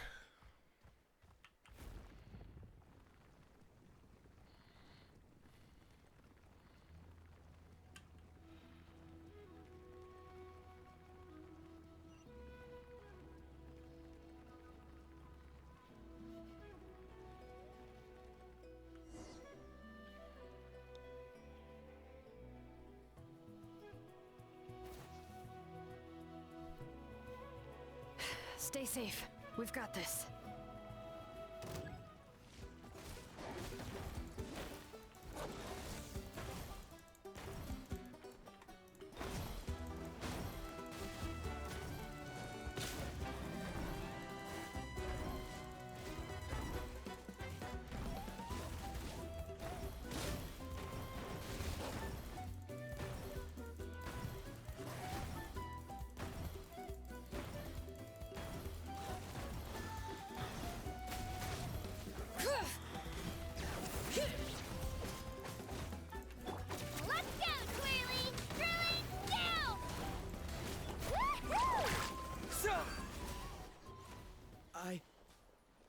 I really thought I was done for.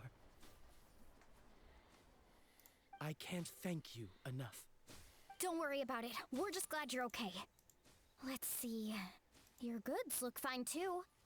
Guess the Abyss isn't after more. That should be the last abyssal pylon near the Children of... By the way, where's Lolly? I thought she... The Masters of the Night Wind also got attacked, so... Yeah, that makes sense. The attacks are more Alright, this isn't a good place to talk.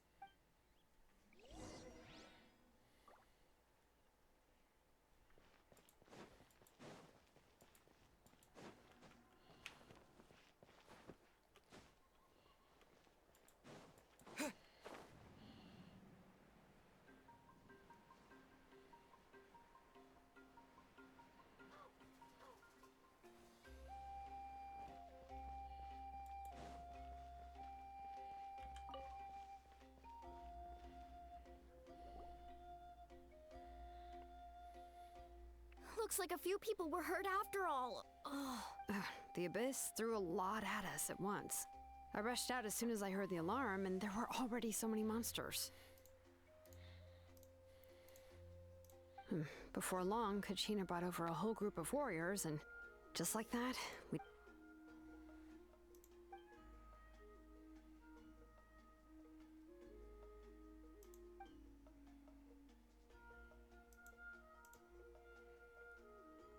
You mean the situation in the Night Kingdom, right? Yeah, I feel the same way. We've managed to keep it a secret all this time, but more and more... It's impossible not to feel anxious when things are getting worse, but... That just means we need to buy the Pyro Archon more time. You really are an eternal optimist, Mualani. You always find a way to... Why, thank you. I guess it's one of my better qualities.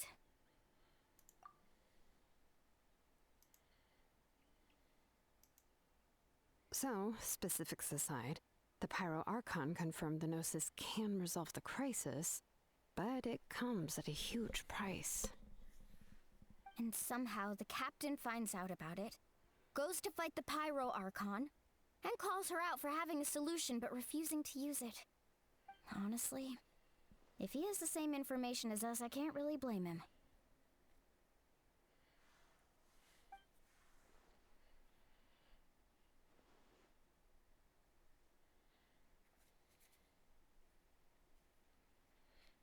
We talked to Moika before we left the stadium. According to her, the cost of the captain's plan is too high. And, well, it makes sense. If that was truly the better choice, she would have picked it.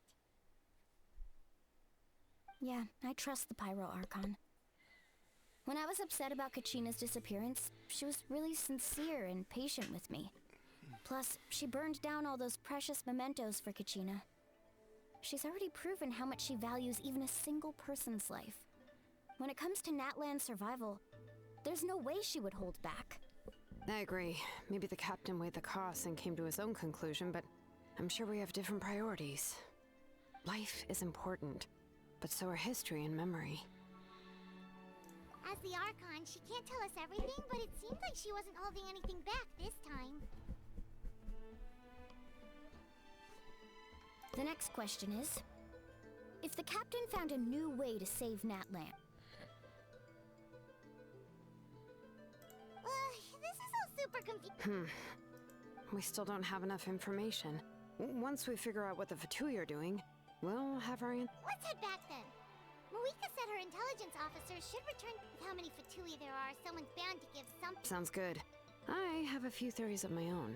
With a bit more information, we... I was just about to ask. If I was just a bit faster, we could have prevented a few... Register? Nah. I'll just follow you around. You know, go where you go, do what you... You got it. I just don't want to make the trip back. It's so... Alright. See you all later. Oh, you bet!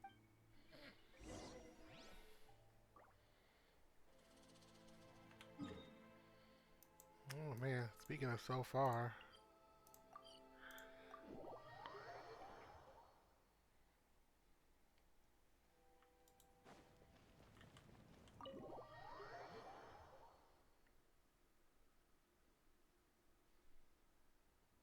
Moika!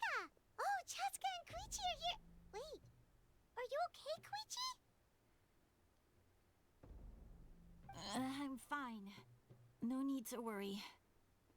They ran into the Fatui while out on a mission and decided to follow them. The Fatui? Calm down and let me explain. Here's what happened.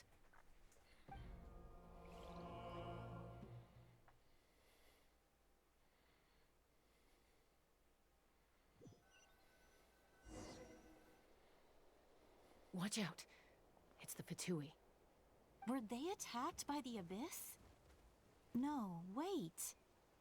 It looks like they're protecting a group of travelers. Over there. Do you see? You're right. That's a traveling group from Natlan.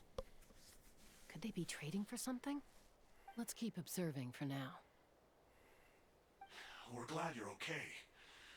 Given the appearance of abyss monsters all over Natlan, you should cancel your journey and seek shelter at the stadium or one of the tribes.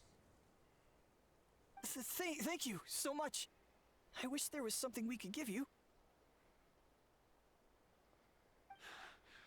We don't expect anything in return. We were out on a mission and saw you being attacked. It was our decision to help. If you truly wish to repay the favor, you can keep this a secret. If anyone asks, just say you were saved by warriors from Natlan. Oh, okay. We can do that. But... We're not asking you to cover up our activities. We haven't done anything illegal. Our captain simply wishes to remain undisturbed. Nonetheless, the decision remains yours. If we wanted to keep you quiet, we would have employed a harsher method. Got it. We'll get going now. Did you hear that? They mentioned a captain. Isn't that who the Pyro Archon is looking for? Exactly. We could be onto something big. Still, there was no trade. They were just helping people in need. I didn't sense an ulterior motive. I didn't believe the captain when he said he wanted to save Natlan. But based on what we just saw, it's possible he was telling the truth. Maybe we've been wrong about the Fatui this whole time. It's too early to say. Let's follow them and see what's really going on.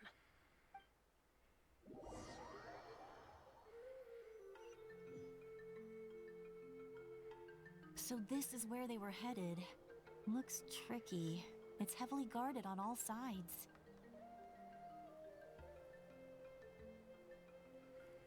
Koichi, wait for me here.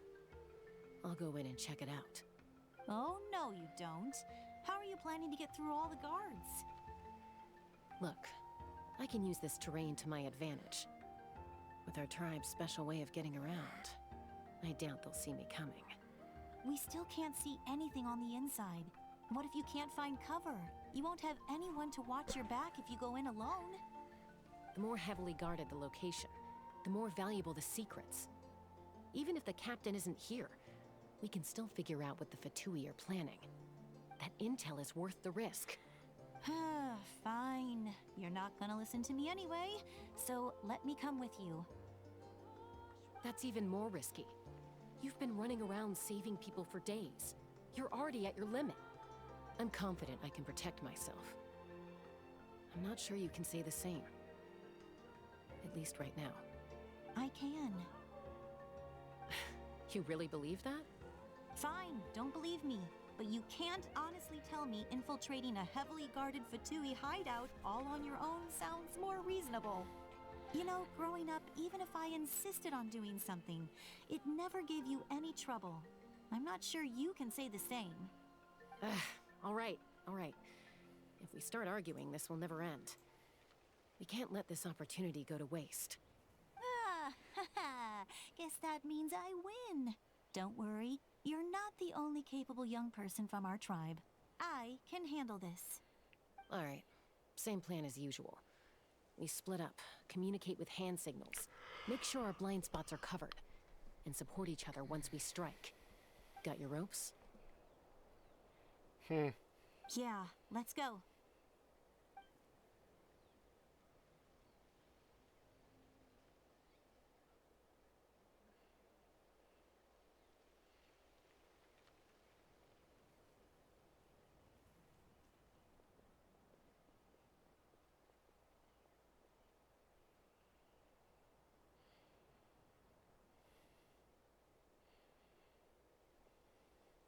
Fatui have eyes all over this place. I should wait for Koichi's signal.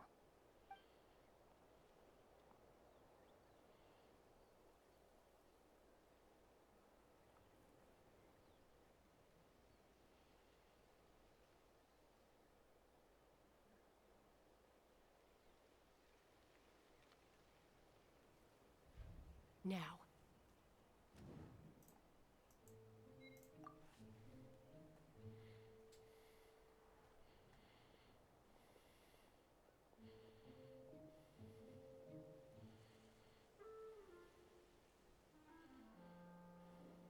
Not sure how many chances I'm gonna get. I need to...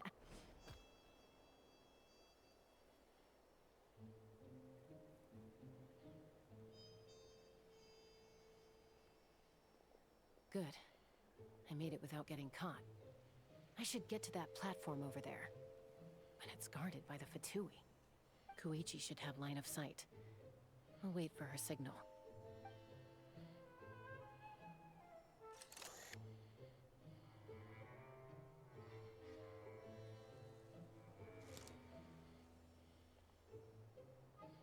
That's it. Now's my chance.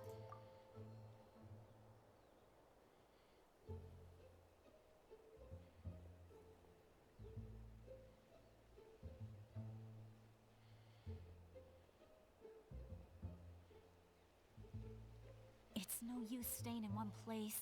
I should keep moving. Looks like Chaska is helping me by keeping an eye on the Fatui movements. I'll wait for her signal.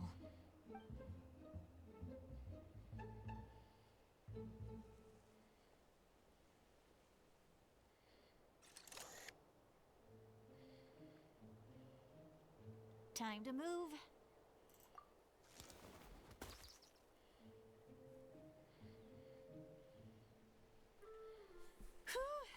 That was close. Almost got caught. Probably can't make it over in one go. I'll wait for my next chance. Now's my chance.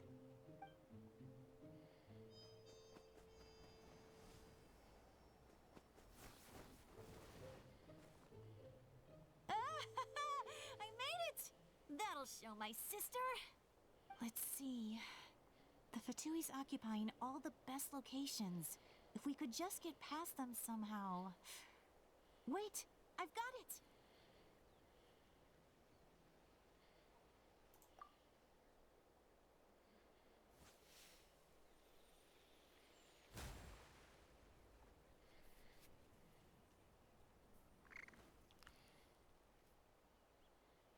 Huh? What's that noise? Did something explode? Oh, it stings! What the heck is that? What do you think you're doing? I could ask you the same thing! Good, they're arguing. Looks like they just needed an excuse. They've probably had enough of this job already. The people on the hill over there left to help their comrades. This is our chance.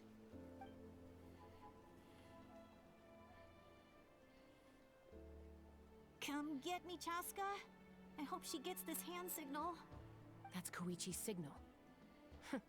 Smart idea. All right, time to move. Give me your hand, quick. Coming!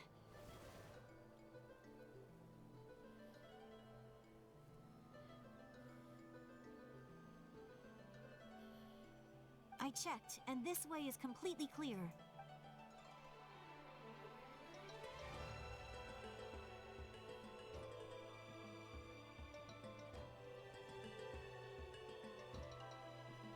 Well, I was pretty helpful, right? You know, everyone usually jumps at the chance to work with me. Not my own sister, though. No, she avoids me like her life depends on it. I was wrong, Koichi. Wait, you're just gonna admit it? Let's focus on the task at hand. We're in the heart of enemy All right. If you're not gonna take the... Looks like the Fatui are here to dig something up. I'm surprised they mobilized this many people. I doubt it's because they're interested in our culture and history. It seems like they're looking for a dragon relic called the Source Mechanism. The device is ancient. Barely any information survives to this day. And even people from Natlan don't know how to use it. Why would this be the Fatui's Not bad. Looks like it's in good shape. This should be what our Lord's looking for. Took us long enough. Come on, let's get this thing back. Back? Back where? Should we keep following? You really want to keep going? Of course. We make a good team. What was that sound? Uh-oh. We've been spotted. Time to go. Falling rock incoming! Watch out for your gadget! What? You'll regret that! After them!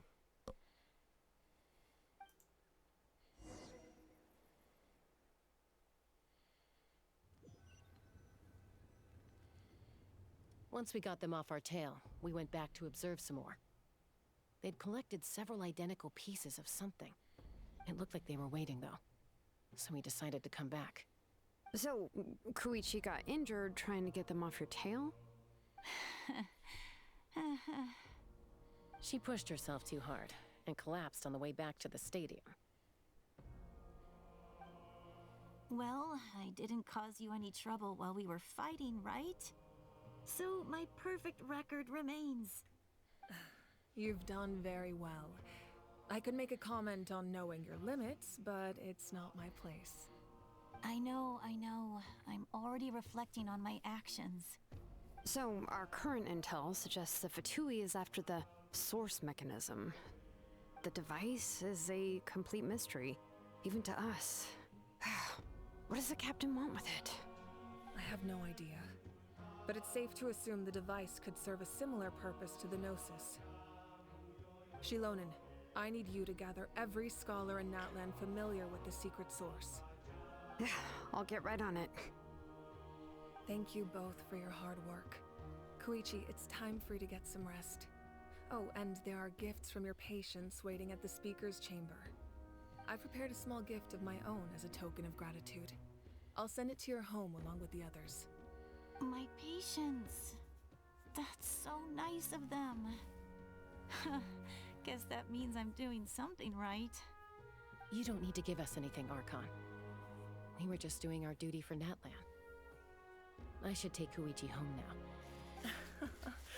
Well, if Koichi doesn't want her favorite Saurus crackers, then... I accept. Thank you, Archon. What am I gonna do with you? There's some for the rest of you as well. They're one of my favorites too, so don't be shy. I'll start investigating the source mechanism right away.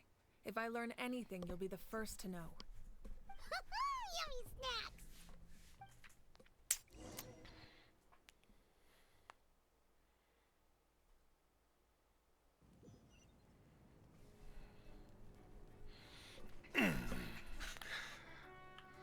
Should have just gone back and talked to the captain. Just go up to some Fatui camp. I'm here to see the captain. We have to finish our discussion. Just be a go-between.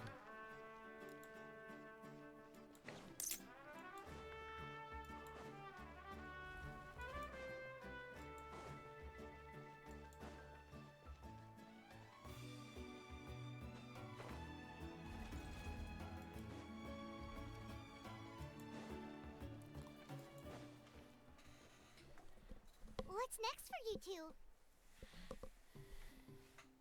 I'm taking Koichi home. With our parents there to keep an eye on her. I can make sure she actually rests. Hey, it's not like I'm some kind of prisoner. I'll be fine in a day or two. There's no need to go all the way home. That's what you always say. Everything's no big deal until you collapse. What if the Abyss attacks again? You're saying if I let you rest in a hotel, you're not gonna rush out the minute you hear the alarm? I won't. Triple promise I won't. Look at both of our reactions are the If same. something like that were to happen, I might. But I'm a doctor. I have a duty to help people in need, no matter how hard or tiring the work gets. I guess you're right, but I don't have to like it. This reminds Paimon of when we first met. Except you were the one trying to stop Chaska from doing something dangerous. I do the same for anyone trying to put their life in danger. As a doctor, I don't want people to get hurt because of a rash decision. Then try to see things from my perspective. You clearly want to protect your patients. So can't you understand why your own sister would feel the same way about you? The two of you are the same, you know? Sisters love hearing that. I disagree. I understand the risks and costs of my decisions. Who wants to be like her? Overconfident, always making excuses when things go wrong. That's just not true. You think I don't have proof? Okay, don't get into another fight. Just pretend Paimon never said anything. Don't worry, Paimon. You didn't do anything wrong. Arguing is just how we communicate. Neither of us really takes it to heart. Plus, I guess we are similar in some ways. Maybe I rush into things without thinking, but I learned that from her. We're family. I can't help it if my older sister is a bad influence. Okay, you don't have to put it that way. So, you're all good now? Neither of us are really the type to back down, so we'll always have our differences. But still, we get along in our own way. Plus, I know you'll wake up one day and realize I was right all along. I just need to All right, wait. calm down, Agatha. Be my guest. Come on, let's get you home. See you later, Traveler and Paimon. I'll be back once everything's settled at home. There's no rush. At least grab a nice meal with your family. Bye, you two.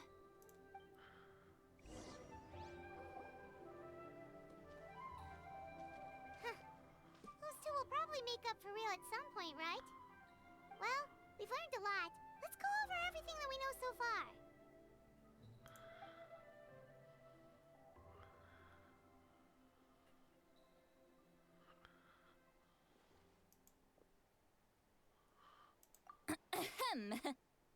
Sorry for popping up out of nowhere. Again. Why do you look so awkward? Oh, is there something you need from us? Okay, I won't beat around the bush. Oh, and I'm sorry for interrupting your rest. I'll treat you to some charcoal grilled steak to make up for it. Awesome! Just give us your orders! Hey, friends don't order each other around. I'm just here to share some news. Remember what we talked about before parting ways? Oh yeah, you mentioned how Auroron has always wanted to save Natlan, and something about his soul being fragmented. Paimon and the Traveler discussed it after you left, and we think Auroron is probably back with the captain. What do you think? I agree with your hypothesis. And just now, I confirmed it myself. Auroron came back. He helped the Masters of the Nightwind defend our camp. What? He came back? I told him to give up whatever he's doing, but he refused. He said they're just one step away from success, so there's no way he can back out now. Apparently, he came back to fulfill his duty to our tribe. When he left, he said it was because he still has a duty to Natlan as a whole. I'm surprised you let him go at all. I had to prioritize my tribe.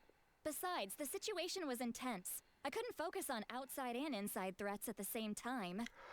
Plus, he was on guard.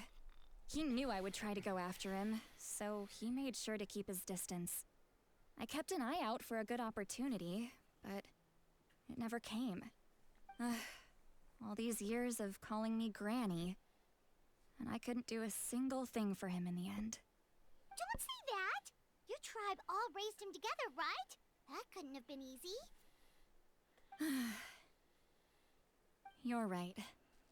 Seeing him come back reminded me of when he was little. Running around the tribe, dropping by random houses right and left. He's not only a child of the Masters of the Nightwind, but a child of Natlan. It's only natural for a child to want to do something for their family. Besides, Auroron is my apprentice. He might have a few tricks up his sleeve, but I guarantee I know every single one. Wait, what are you saying? Look. Remember how I said Auroron's soul is fragmented? This is the talisman I created to keep it stable. And this gem is what makes the talisman work. It just so happens that Auroron is due for a gem replacement. Since I can't get close to him, I put the new gem in a supply bag and asked Aoife to bring it to him. You guys know Aoife, right? No?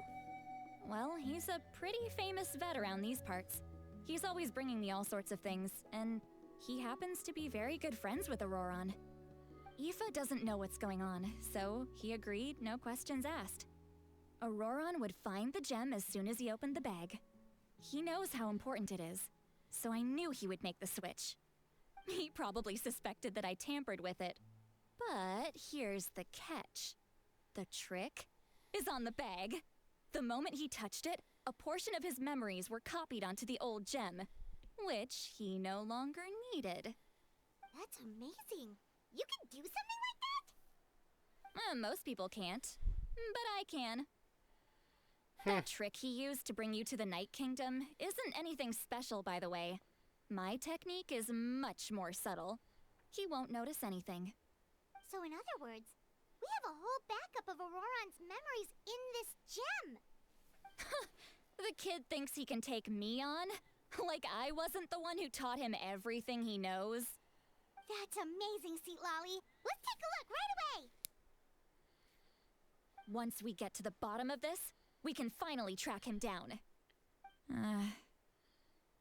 I know he thinks of me as his grandma, but do you think he'll get mad at me for this? You can be honest. Huh, that's a tough question. Paimon doesn't have a grandma, so she's not the best person to ask. To be honest, I've always doubted my ability to look after him. I didn't stop the ceremony all those years ago, and now I'm useless again. But if I stop here, it will haunt me until I'm 500 years old. Every night I'll wake up in a fit of anger. Yeah, you're right. First anger, then tears. Oh, wait! Who are you calling a crybaby? You're just making it worse, Traveler. I need to look at his memory. I don't care. And I... You sure you'll be okay? Did you just say... you'll... Is that okay? We have a pretty good reason to see it too, don't we? Because, You... fine. You can come. Just promise me you'll see this... Don't worry, we're professional... Then I place my trust. All right, time to sneak into someone else's memory. You heard it here first. I wouldn't be doing this if... Are you ready?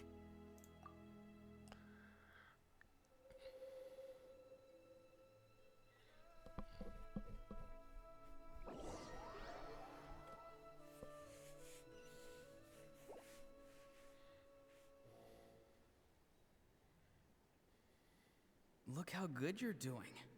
You'll grow into nice big radishes in the future. And you? Aoife says you're taking up too much space, but I think you're a good tree. What do you think? Hey! How's it going, Auroron? Good. How are you, Uncle Okanbi? Can't complain. What you up to? Naming your vegetables again? No, just some idle conversation. Sounds fascinating. What did they say? They told me you were coming and that you would take some produce with you. Only if you're offering. By the way, I ran into Aoife yesterday. He told me Chaska's fostering a saurian at his place. Said the thing trampled over a part of your radish garden.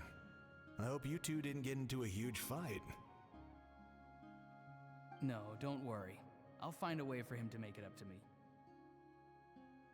I've already wrapped your share of the produce. Here you go.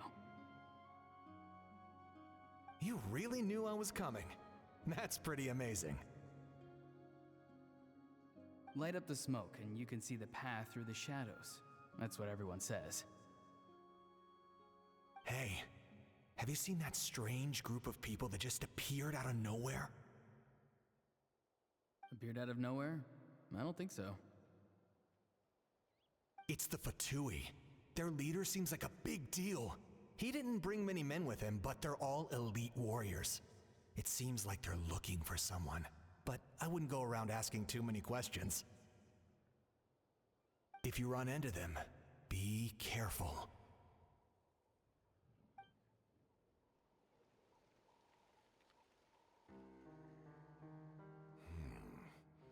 You're from the Masters of the Nightwind, are you not? Why do you live here alone? I enjoy living by myself out in the wild. I guess you're from the Fatui, the one everyone's calling a big deal. Not an inaccurate description. I'm looking for someone who may be known to you. Citlali is her name. Granny? What does an Outlander want with her? I've heard the name. You have business with her?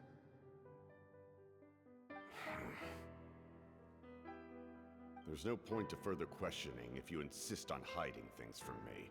I shall seek answers elsewhere. Oh, he could tell I was lying and now he's leaving? He gave up just like that? Hey! At least tell me why you're looking for Citlali. It's none of your concern. I have my own means of tracking her down. Why are the Fatui looking for her? What does she have to do with them? I can't just let them go like this. I have to figure out what they're planning.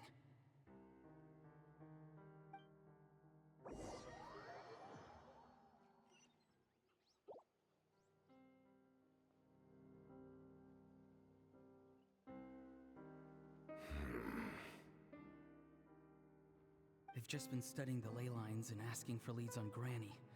I can definitely rule out some sort of invasion. The situation has seen no true improvement. The Pyro Archon did not fulfill her promise. My lord!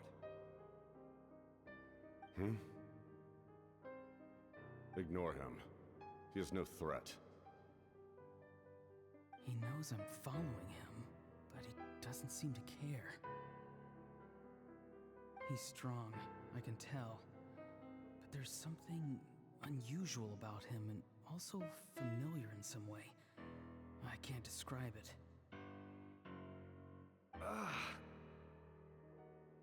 What is it? My lord, I feel dizzy. A ley line disturbance. Certain presences have been forced to wander outside their rightful realm.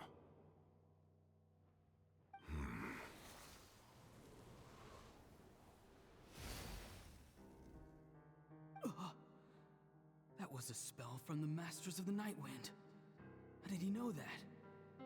Is he sending those escaped souls back into the ley lines? How did he do that so easily? Soulfaring is supposed to be extremely difficult. This could be related to why he's searching for Granny. I feel much better.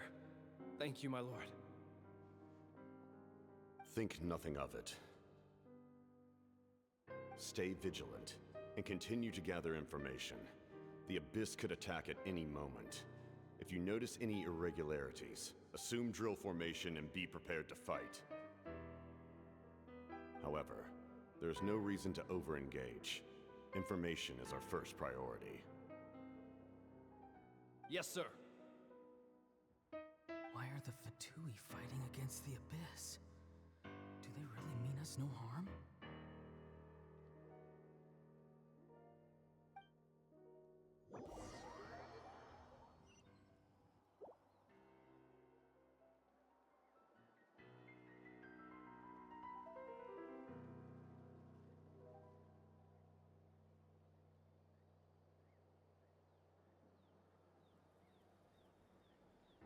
been following him this whole time and still they ignore me? Do they really not care? It seems like his subordinates refer to him as the captain. Never heard of him before. And now he's headed to the stadium. That's unusual. What is he gonna do? You two, with me. Everyone else, wait here as instructed. Send word to the other teams to retreat immediately if this fails. Yes, sir. He's going inside? But the Pyro Archon is in there. What does he want with her? Forgive me, my lord. Allow me to check one more time. Do you truly wish to do this? The time for idle observation is over. It now falls on me to act. This nation is out of time. Yes, sir.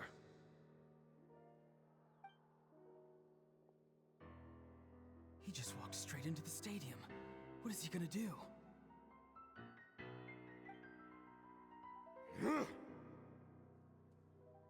They're both incredibly strong. How long will they have to fight until someone comes out on top?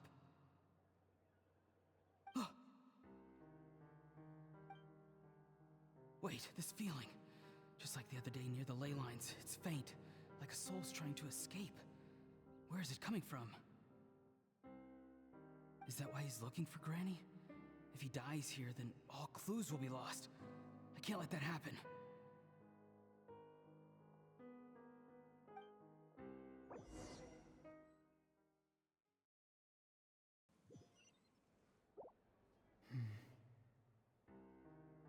As for you, I must confess, I did not expect that little trick of yours to save the day. No matter how dense the fog, as long as the sun remains, we cannot turn day into night. She could have dispelled it. She simply chose not to. You don't have much time, and you're injured on top of that. What do you plan to do next? I'm beginning to see just how useful you may turn out to be. You heard something from here, didn't you?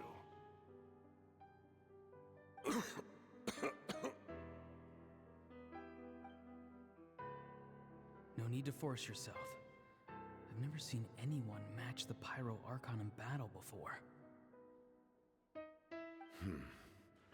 I didn't expect you to intervene at such a critical moment. You know I've been following you. Why didn't you stop me? When walking in the forest, it is only natural to encounter wild beasts. However, not every beast has the courage to come out and bite. And yet, one of those very beasts saved your life.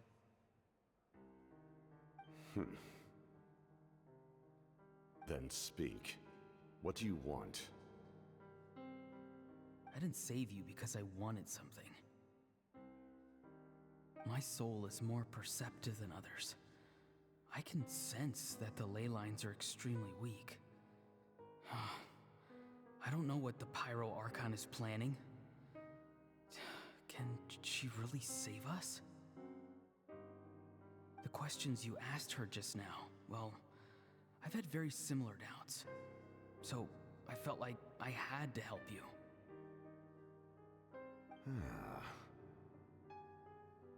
So, you can tell the truth. That was quite a reckless decision to make. I'm not sure you realize that. There's no turning back for me now. What I did back there is going to get me in a lot of trouble. You attacked the Pyro Archon in broad daylight, and I used my spell to save you. A single glance was likely all it took for her to recognize my tribe. So, we're in the same boat. Seem to care little for my thoughts on the matter. It's too late for that. Start from the beginning. Why are you looking for Citlali? Do you know her? Explain your relation to her first. I know you two are acquainted. It was obvious the moment I mentioned her name. Citlali is my elder and my teacher. She taught me everything I know. It's my duty to protect her. If you truly wish to protect her, you should have let me perish at the Pyro Archon's hand. Yet, you chose otherwise. Do I really need to tell you what that means?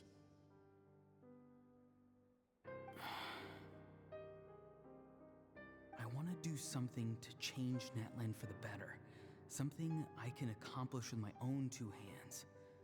You're stranger than anyone I've ever met. But maybe, just maybe, you can show me the way. Strange? Citlali is said to be the legendary Granny Eastly, someone capable of communicating with the Wyab, and the Wyab are the key to information on the Night Kingdom. Why do you need knowledge on the Night Kingdom?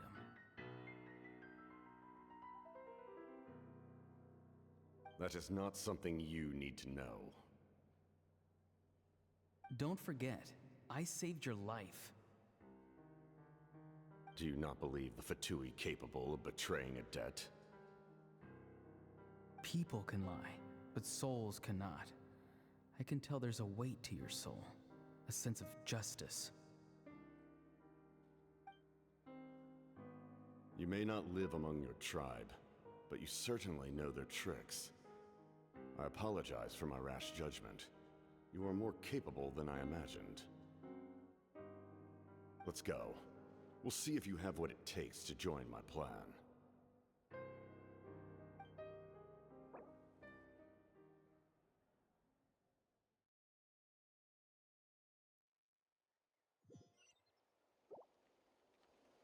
I see. Interesting approach. Worth trying, I think. Rather than weaving a net to protect the ley lines, this method would address the root problem by reconstructing the ley lines themselves.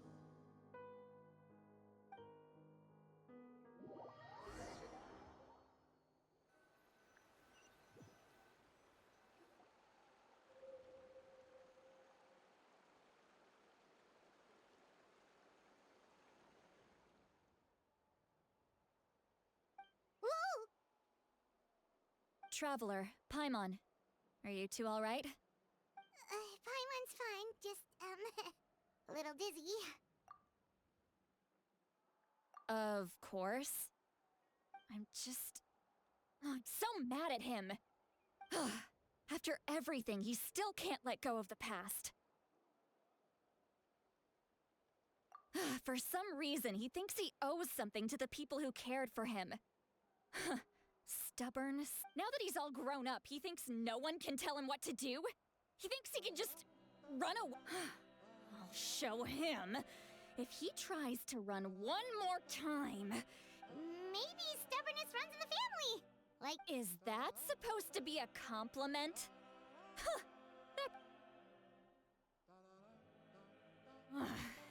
Anyway, back to what we just saw. I don't even know what to make of it. Yeah, the captain seriously wants to reconstruct the ley lines? What does that even mean? Something like the loom of fate, maybe? But how does that help with the abyss? The loom of fate? Oh, it's kind of hard to explain. Basically, it's a device from Conrio that has unbelievable power. Anyway, if he really wants to manipulate the ley lines, everyone in Natlan will be affected. Oh, this is big. Which means the captain has been honest from the very beginning. Why is he so obsessed with saving Natlan? Yes, she needs to know about...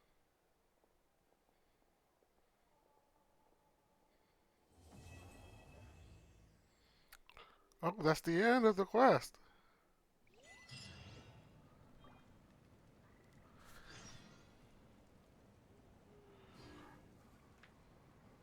Oh, man.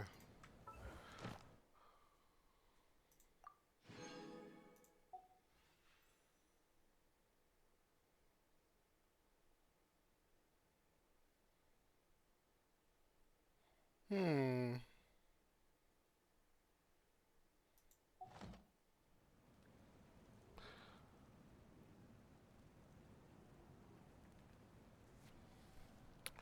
Well, oops, wrong button.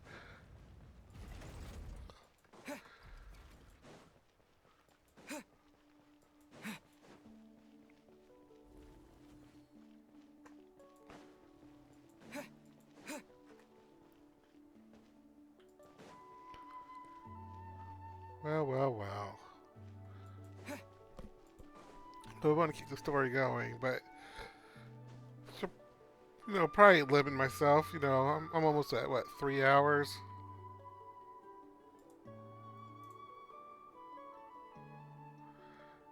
Almost 3 hours.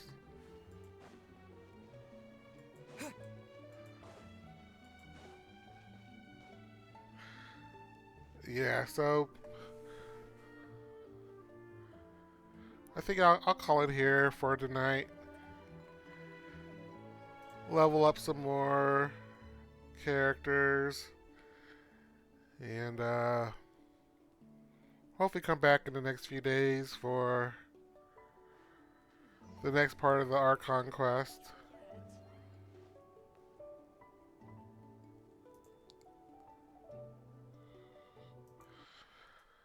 So yeah, I want to take a moment, thank everybody who tuned in. As I played some more Genshin Impact. Special thanks to Catalina for talking to me in chat.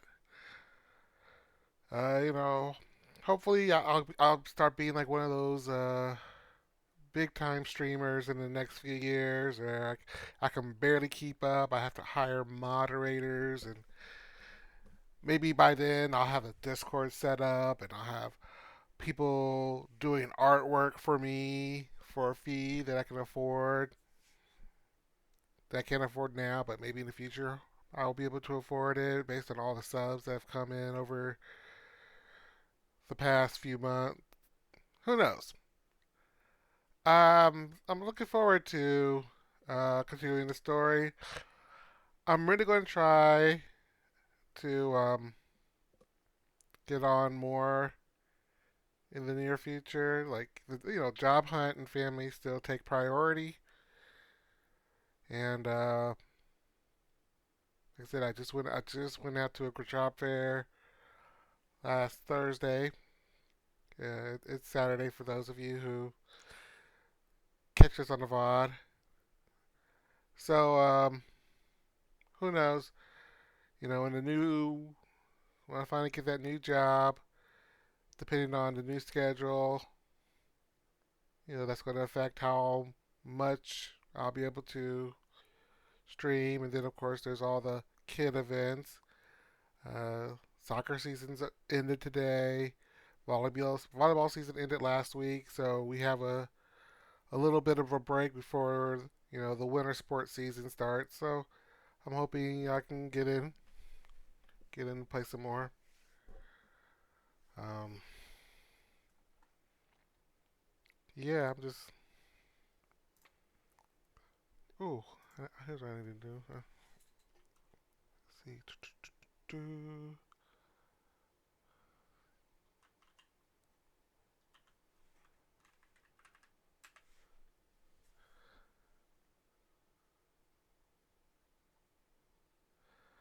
So, yeah, I'm I'm grateful again for all of you who have supported me, and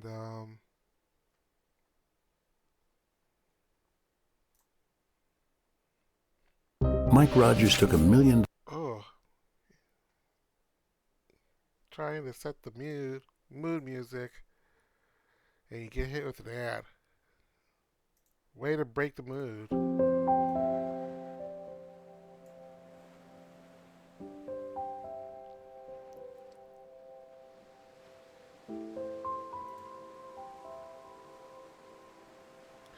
So yeah, it's time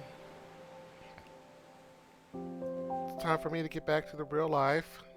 Time for me to check in with the family. Um, and of course, I've always said they're very important part of my life. You know, definitely the priority. So I need to check see how they're doing. I need to get some food, get some rest, catch up on the new episodes of Star Trek Lower Decks. Need to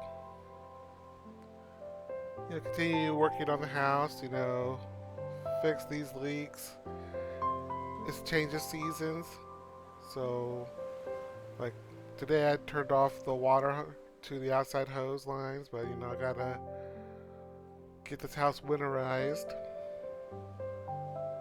In the next few weeks before the sub freezing nights start happening on the regular. So yeah, it's gonna be. It's still gonna be busy. I'm hoping I find some time to come back and be able to entertain you, or at least let you step by and say hi while I play more Genshin. And who knows, maybe if I can get back into a regular schedule, I'll start playing more games. You can see from my screenshot here, I used to play Star Trek Online a lot. There's been some new stories with that. I haven't played yet. Of course, the storyline I was streaming for you guys was on the Klingon side, so there's plenty of story to go for that. But I've also done some of the newer stuff on the Federation side in my free time. Well, not lately, but I do want to catch back up on that, so maybe I'll stream some Star Trek Online. I keep telling myself I'm going to get back into Black Desert, but without my sister, my motivation has been severely lacking. So who knows if I'll get back to Black Desert.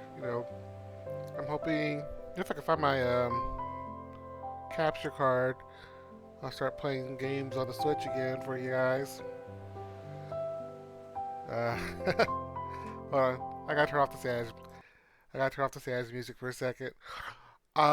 Before I go, I gotta tell this story real quickly. My sister hopefully isn't listening in and isn't going to kill me, but we played.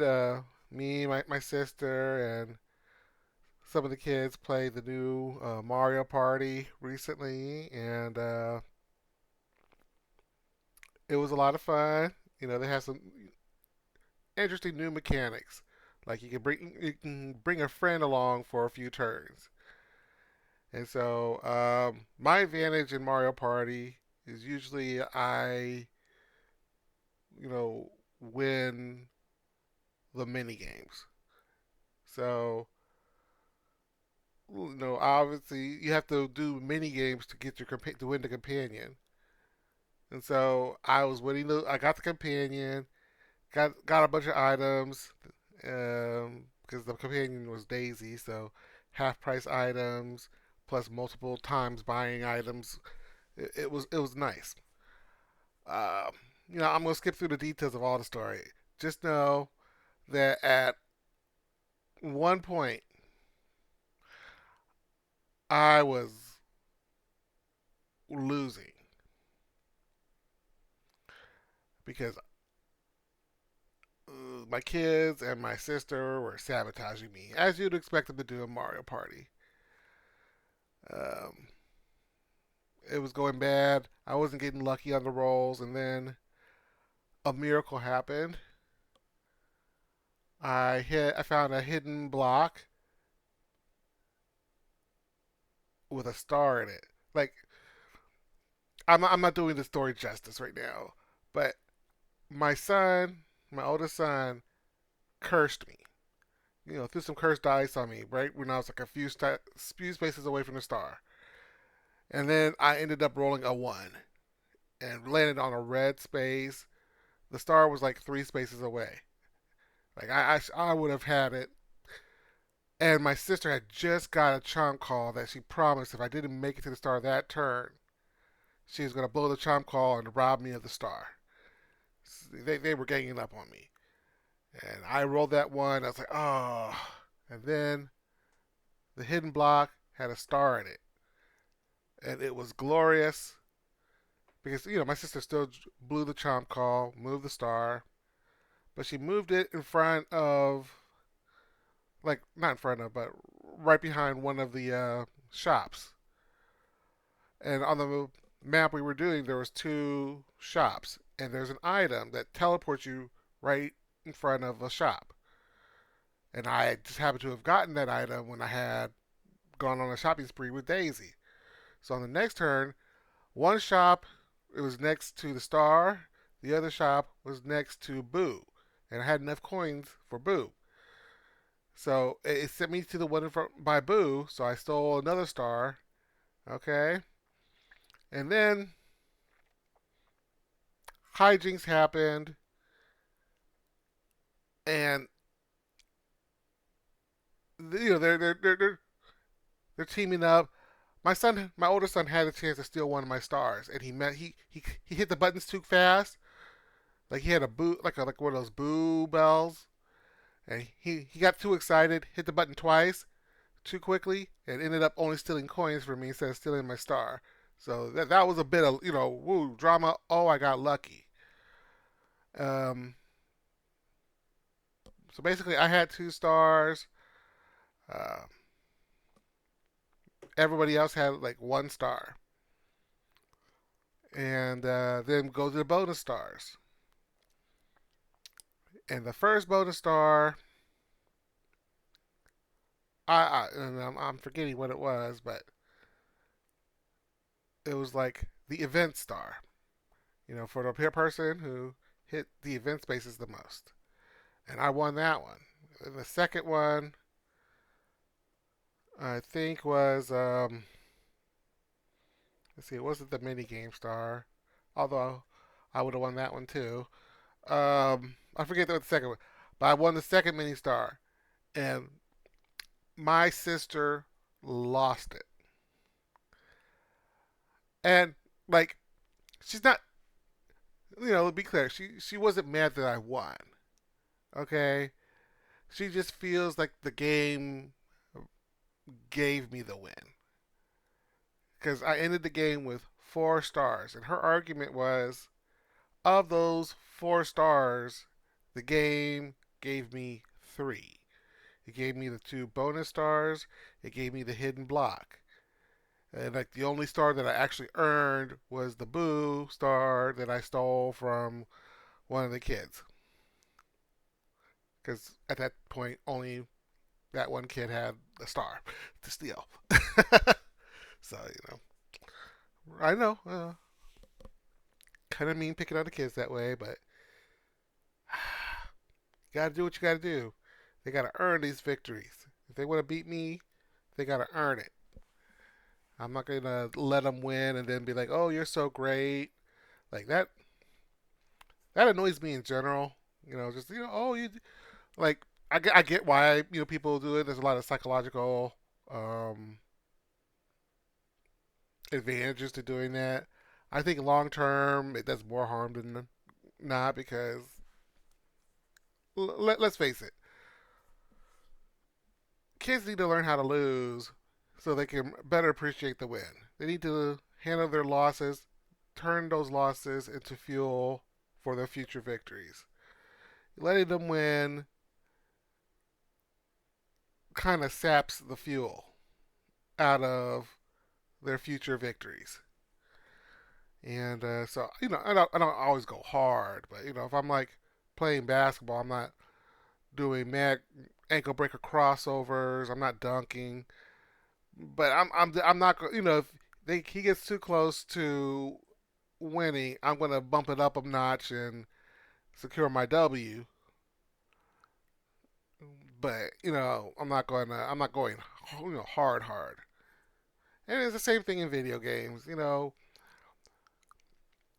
It's the rule of the game. I'm not gonna just be like, okay, I'm gonna save your star just so that you don't know.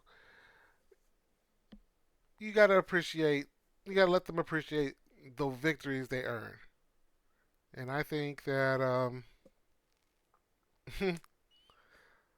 and I always I explain this to the kids too. So hopefully they understand it, even if they're not always happy with me about it. But I think that my sister had a point. Yeah, I see it. I see it. Like that. Like I've been missing the star the whole game, so that getting that item block was like a godsend, and it did change the flow of the game a lot. So would I still won? Yeah, I think I still would have won, but still, there was a definite momentum shift when that happened. And they could have chosen. I think I didn't have the Bowser. I didn't win the Bowser space one, so if they had chosen that one, that would have made things more interesting in terms of who would have won. You know, but yeah, no, it was fun. I like the mini games for the most part. I think there was only one mini game. I got paired up with my youngest son, whose hand-eye coordination isn't quite there yet, and so we had zero chance of winning this one. And that's okay. He had fun. He was actually winning for a while. But so it's all good. That's the way Mario Party works. So that's my story. I'm sticking to it. Maybe in the future, when my sister's online, she can tell the story about how we played Mario Party Superstars last year, and I somehow calculated perfectly that if I get on this Bowser Square, I would I could potentially get the Bowser Star, which I ended up getting the Bowser Star, which is the one star I needed to win the game. She remembers it in more detail than I do. And the only reason I even remember that much is because she brought it back up while she was ranting about the computer giving me the game this time. Because she's like, at least last time you had to think, you had to strategize, you had to put in work instead of the game giving you the stars for free for no effort. Oh man, it was a lot of fun. Um, but yeah, that's it for tonight. And I hope those of you tune in when I'm streaming on Twitch will come back, see me again. Like, subscribe. Leave me some comments. To let me know that you're here. If you follow me on YouTube, um, at Winlex, yeah, again, subscribe. Leave some comments. Let me know if I am in fact too full of myself to be telling these Mario Party stories. Good night, everybody. Peace.